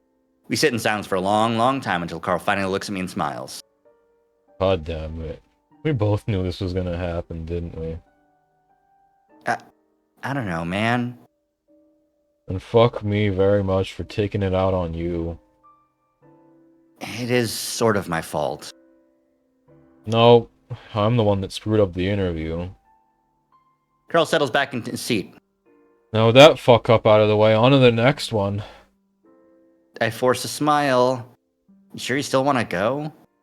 Oh no. I don't think we have much of a choice. I sigh, looking out at the hazy horizon in the direction of where I know Echo is. Can't wait. So with that, I turn on the ignition and pull out of the parking lot, leaving the print shop and its alley far, far behind us. Like, at this point, if you're realizing that you're forcing Carl into this shit, just fucking... You know what? Fuck it. Let's go drive somewhere else, man. Let's go. Fuck this. Yeah. Put your phone on Do Not Disturb. You can text Leo, I fucking guess, but you can just be like, you know what? No, this sucks. This sucks and everything sucks, and we're just gonna. We have to take today, okay? Yep. We'll call you when we're better, but also like, ugh. Yep. Anyways, Leo, TJ, Flynn, and Jenna are all gathered around a picnic table. It's set out neatly on concrete in front of the rocky shore of the lake. None of this existed when we were kids. In fact, it didn't exist when I left. Echo's trying really hard to stay alive. I don't need to get out of the car to gauge the mood my friends are in. His shoulders slumped, faces turned away from each other. As I park, Leo's ears perk and he turns to wave at us. I take a deep breath and turn to Carl. You ready? Nope. Nevertheless, he opens his door and steps out, and I do the same. The sun beats down on us, but being this close to the lake cools things down a bit. As we approach, I see Leo with his butt up against the edge of the table while TJ sits next to him. I wonder if there's a There's a rock somewhere near here with a lunchbox with a message in it. Really funny if that does still exist in this route and it is still there and it's like inches away from Flynn. Yeah.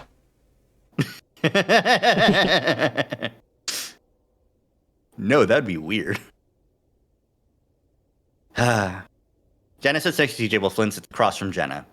When Flynn turns around, he immediately zeroes in on Carl. What the hell happened to you? Drugs, sex, and rock and roll. Out of order, bud. Is it? What's the right order for that? Sex, drugs, and rock and roll. Oh. It's like minor. Whatever. Yeah. No, I just put it in the appropriate descending order.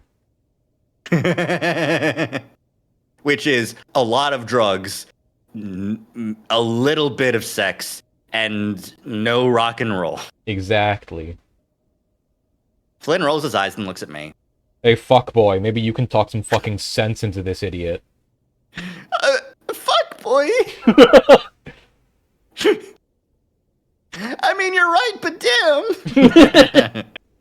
I love Flynn. That's Chase. I go, yeah, no, Flynn's right. I love Flynn. Thank you, Flynn. Flynn is probably the closest thing this game gets to an impact on the headspace. He doesn't quite make it though. He's hibernating. No. There is a different character that has made an impact on the headspace, but more in the sense of one of my headmates kins him real hard. Fair. He's not a separate entity in the headspace. Leo's ears are flat, but he doesn't look at Flynn. Glad you guys could make it. Sure. Carl sits down next to Flynn, and I sit on Carl's other side, across from TJ. Sounds of Fellas is possibly the most awkward one of the week. Flynn snickers. See? This is stupid. How about we let it happen naturally, Flynn, instead of using every moment to take shots at people? But that's my love language. That's my hyperfixation. That's the only way I know how to communicate. I don't know how to turn off the Dom voice. Aftercare.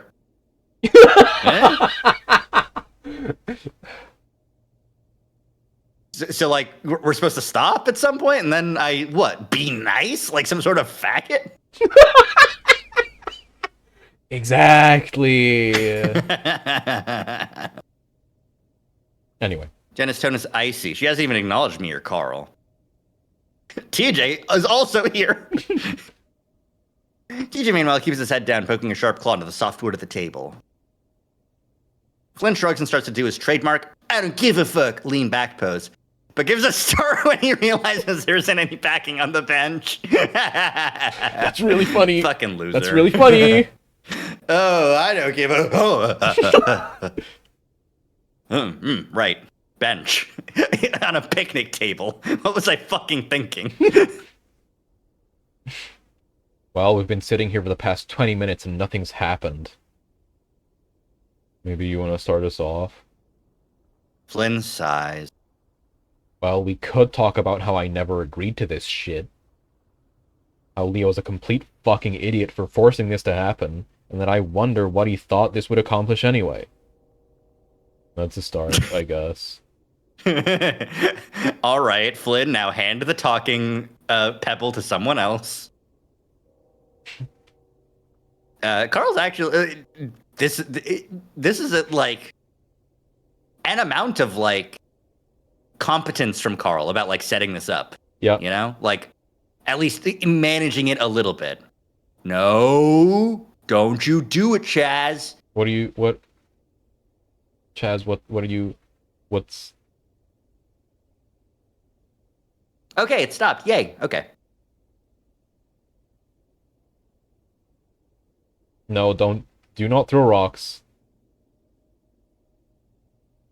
I know this is so sad, but we need you to be No, Rory!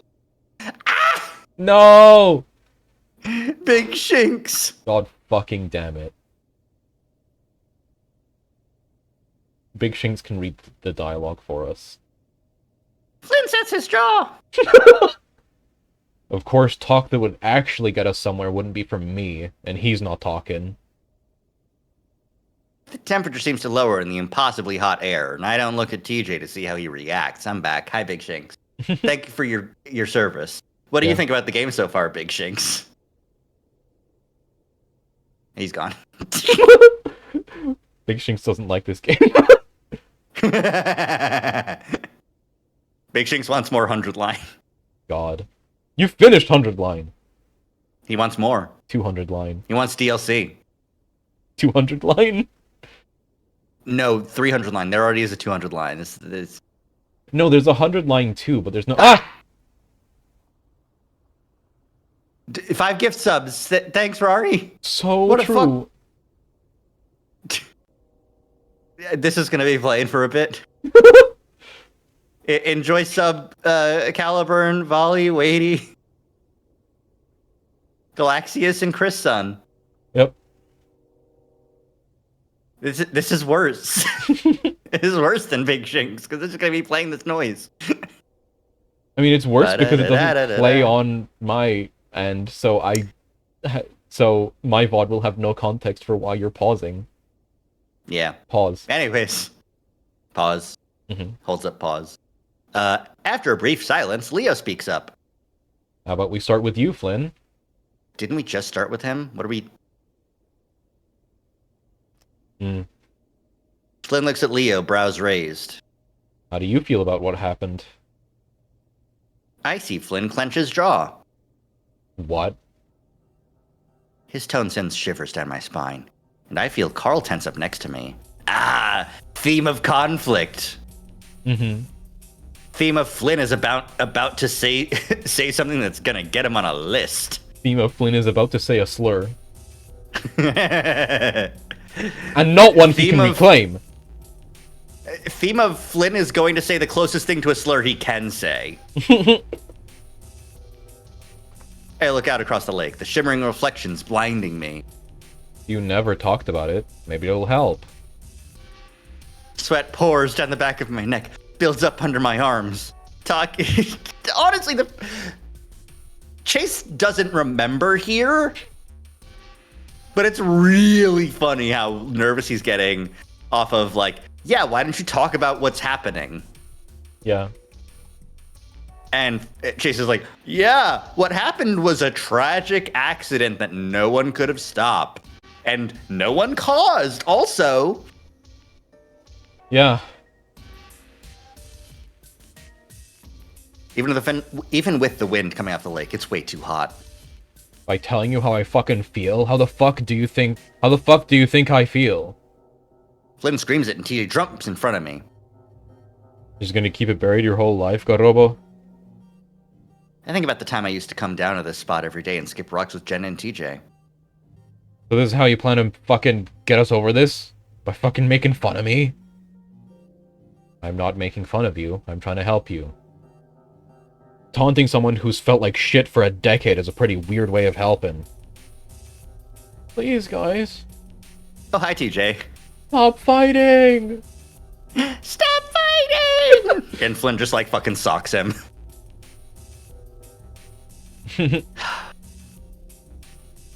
Like, boy howdy. Also, it is very funny that, like, TJ, like, we haven't hung out with TJ, we haven't seen TJ, so, like, I forgot that he had a voice. Don't you even fucking talk right now. Don't you dare talk to him like that. We all went through this. Calm down, Flynn. The table shakes as Flynn slams his fist down on the wood, snarling and standing up. Tell me to calm down one more fucking... Just shut the hell up! I stand up.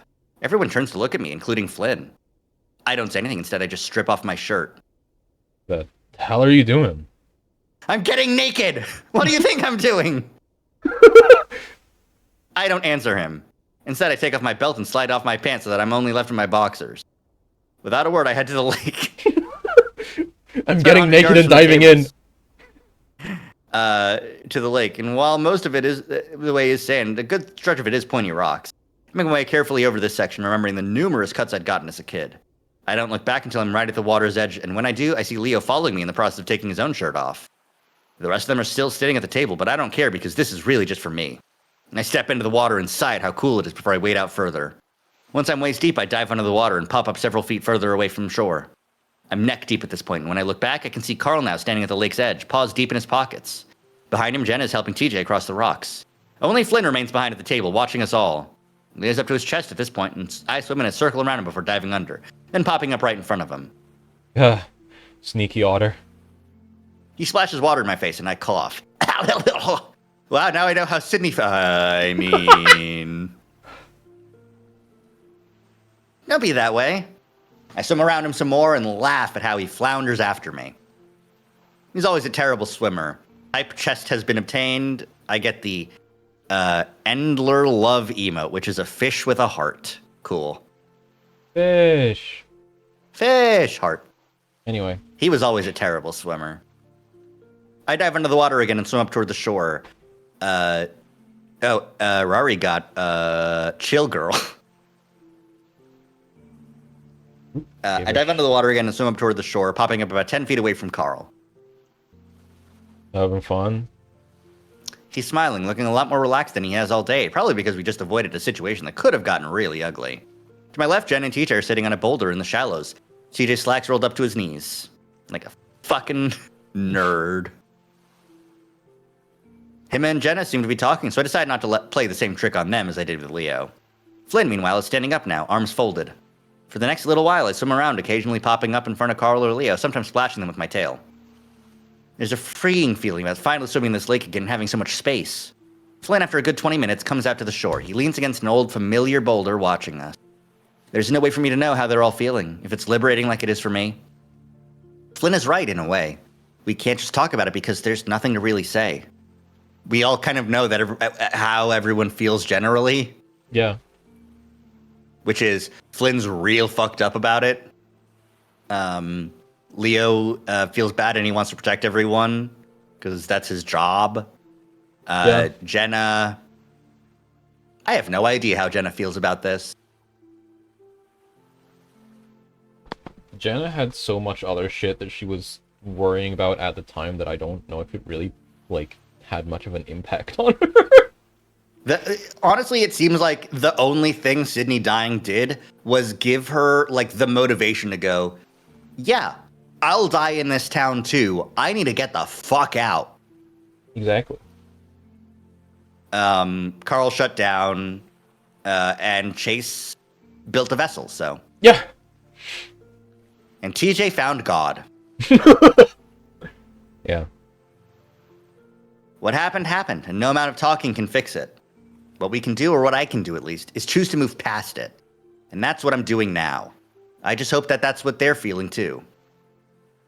Eventually, I run out of the exhilarating energy that had so consumed me and instead drift to the bottom of the shallows. I lay on my back against the sand, staring up the murky glow of the sun. And wow, Sydney's here. Oh, he's grabbing me? Oh no. I feel my eyelids get heavy and I stretch out against the soft lake bed. It is, of course, a bad idea to fall asleep underwater. If that were to happen, though, I'd probably just try to breathe, get a noseful of water, and immediately wake up. Still, I decide that it's best I avoid that if I can, and force myself to open my eyes again and swim to the surface. Except, I can't. I'm frozen. Every nerve in my body is on fire, and I struggle not to panic, to not start trying to breathe because that's all my body wants to do. I close my eyes, will myself to be calm. Sleep paralysis usually only lasts about a minute at most for me. I can hold my breath for 8, and I've only been under 4. God, I have no idea. It feels like it's been a while. My chest is already starting to burn, and that usually means it's been at least 6 minutes. And this is starting to last a long time. Despite my efforts, panic starts to set in, and it sets in quick. I start jerking my body around, trying to get anything to move. I don't understand why I'm not floating to the surface. I'm not trying to stay underwater. The seconds turn into minutes, and now my lungs are really burning. Something has to be holding me down. Maybe some kind of vegetation? The water begins to glow red, as if blood is spread across the surface above me. I tug and pull, praying that this is all a dream, that I'm back in Carl's room, and that at any moment I'll wake up. You thought it would be this easy? That's a good one. I try to turn my head toward the voice, which is right in my ear, even though I'm underwater.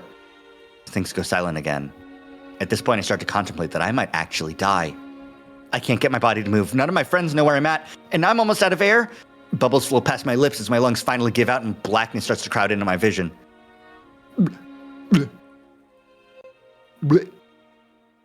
Damn. Underwater sleep paralysis. Yeah, shouldn't have fallen asleep, idiot.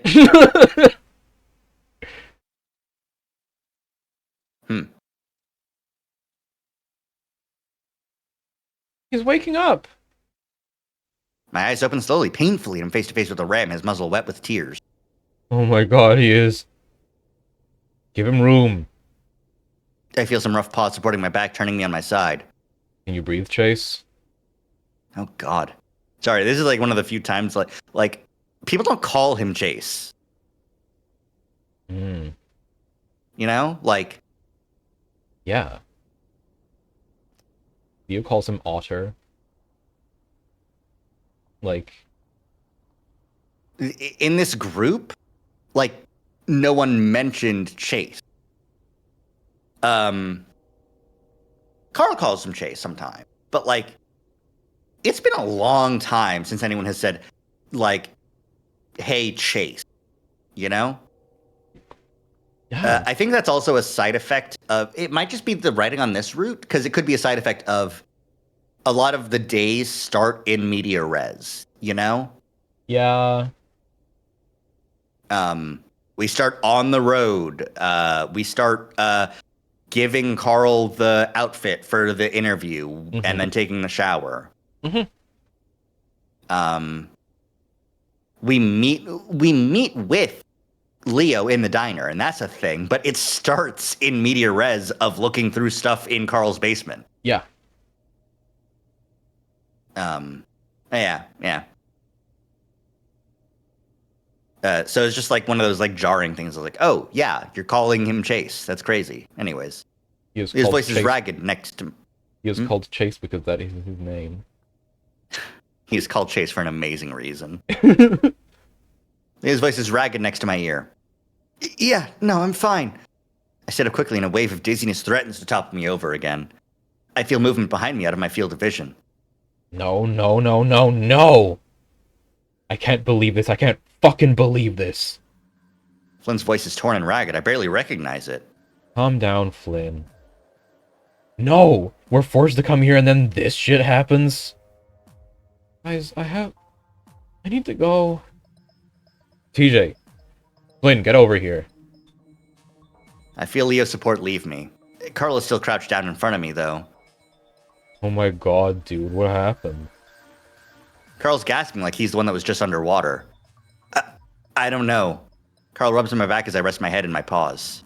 Vaguely, I can hear more yelling behind me, and Carl looks up too. No, don't. Leo, help! Despite my aching head, I turn around and see Flynn chasing TJ. Grab him and throw him down into the rocks? Flynn doesn't get any further, though, because Leo tackles him with such force they fly a good 5 feet before smashing down into the rocks and sand. Leo wraps an arm around Flynn's neck and yanks up hard. Jesus. Carl stands up and starts gasping again. I try to, but I fall back down on my ass. Carl reaches down to help me up. Shit, you're not okay. Carl steadies me, but I'm distracted with trying to see what's happening. Leo's leaning down with his muzzle up right against Flynn's head, yelling at him. Meanwhile, Jen is crouched over TJ. Carl starts to breathe heavily again, his wheezing picking up speed. I look over at him and his eyes are glazed as if he's watching everything from afar. Carl, what's wrong? I don't want him having another panic attack. I know I should probably stay and try to help, but I feel so fucked up right now.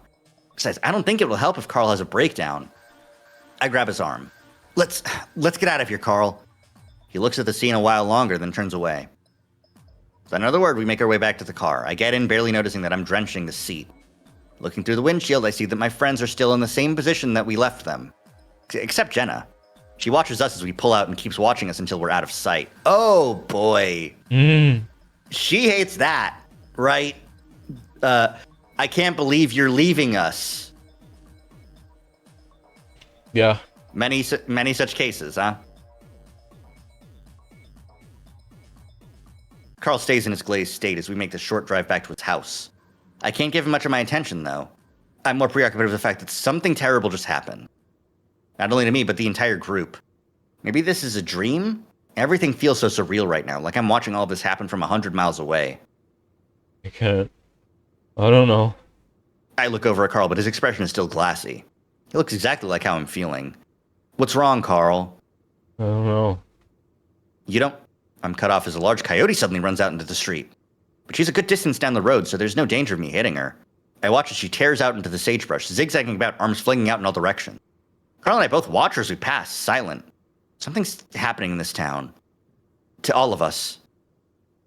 Okay. Once we get in the house, Carl hit. I think this is a good spot to call it for today.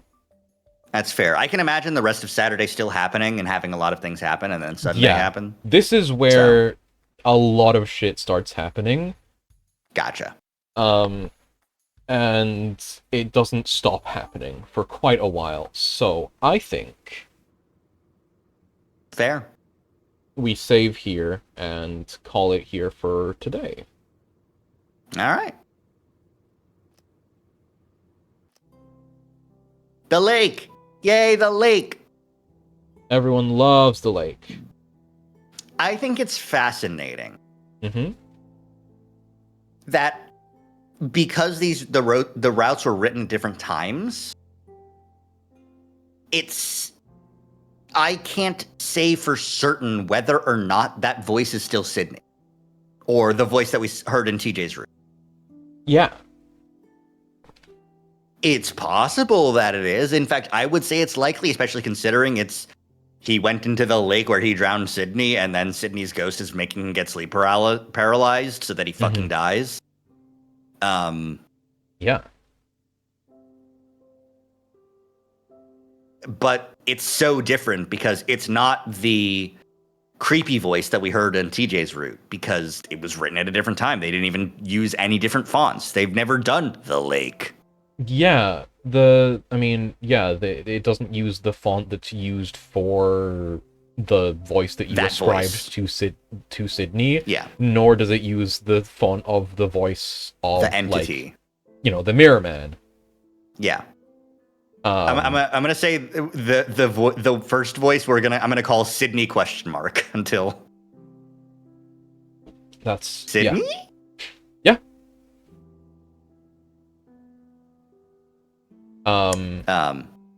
But yeah. Fucked up. I do appreciate the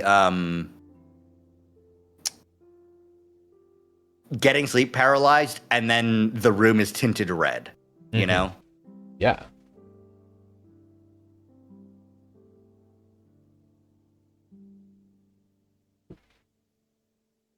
I wonder if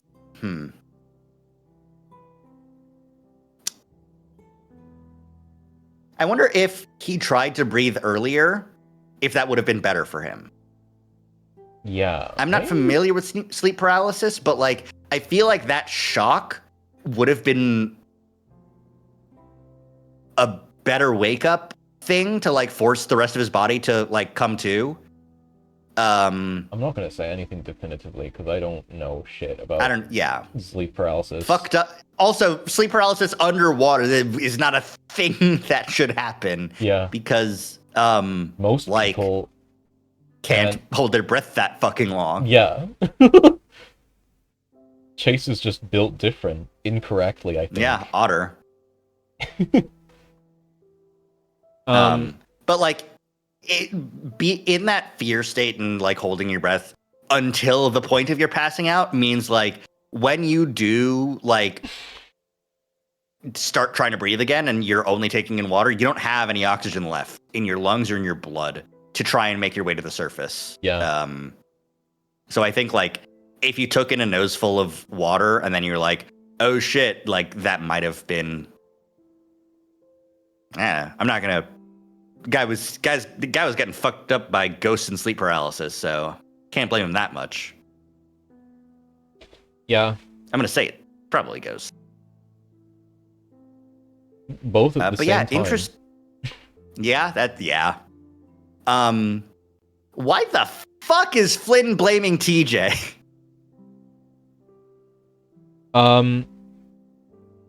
Because he still thinks that largely what is like causing most of this tension here is that TJ is not talking. TJ is not talking about what he saw. TJ is not spilling the secrets of what actually happened. Because Flynn is convinced that, like, TJ is the one and only witness to Sydney's drowning. Yep, as far as he knows.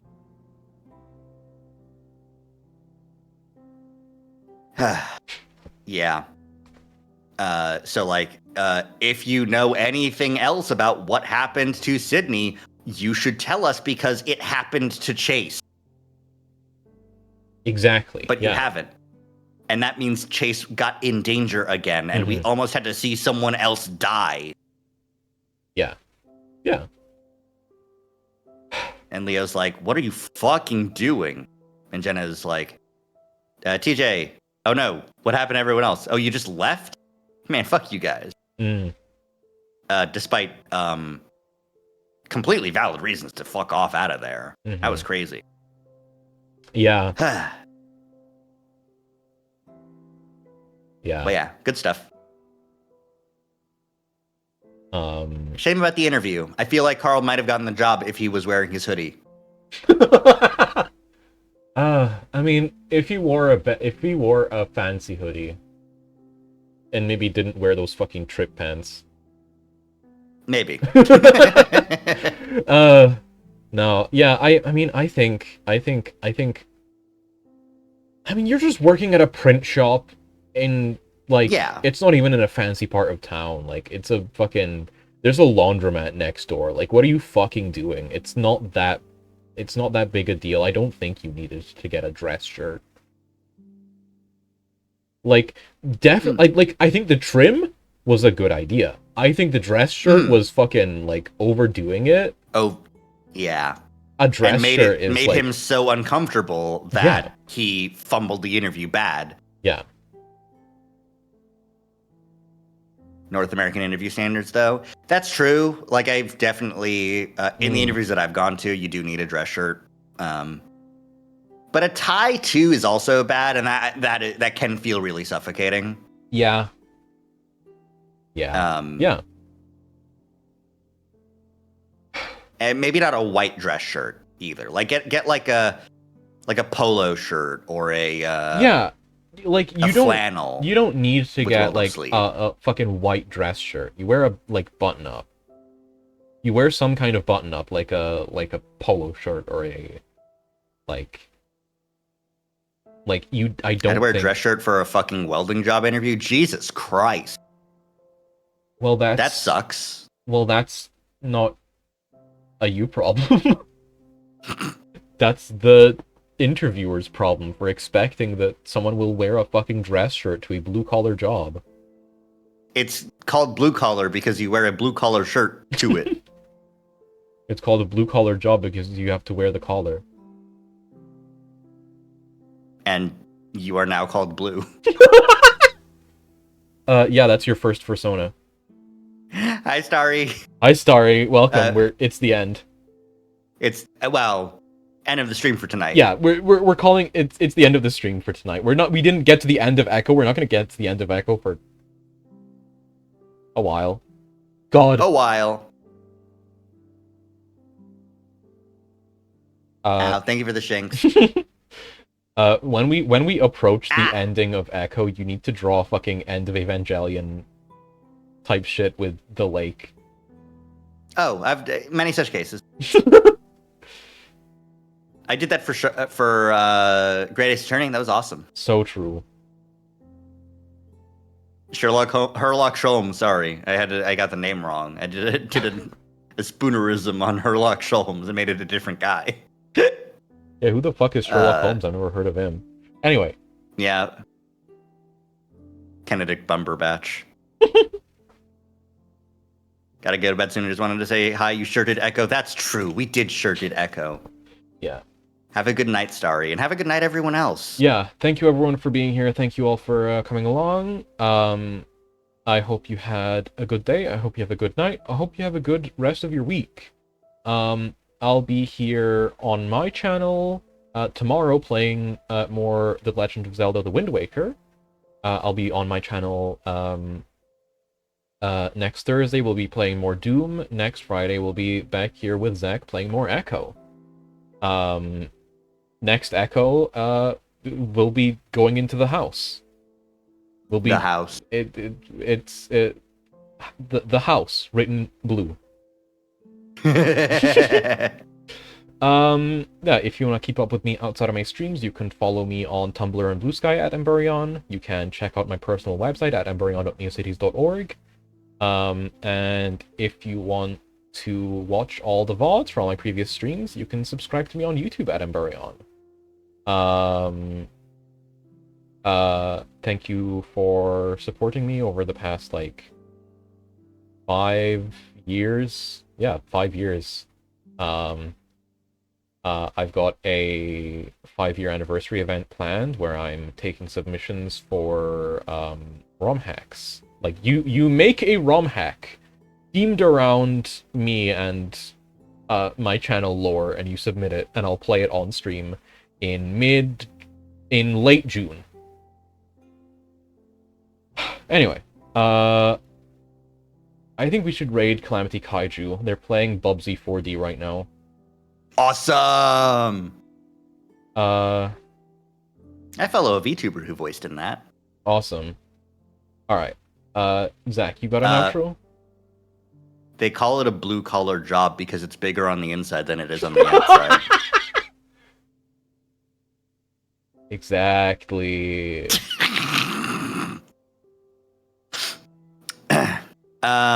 Right.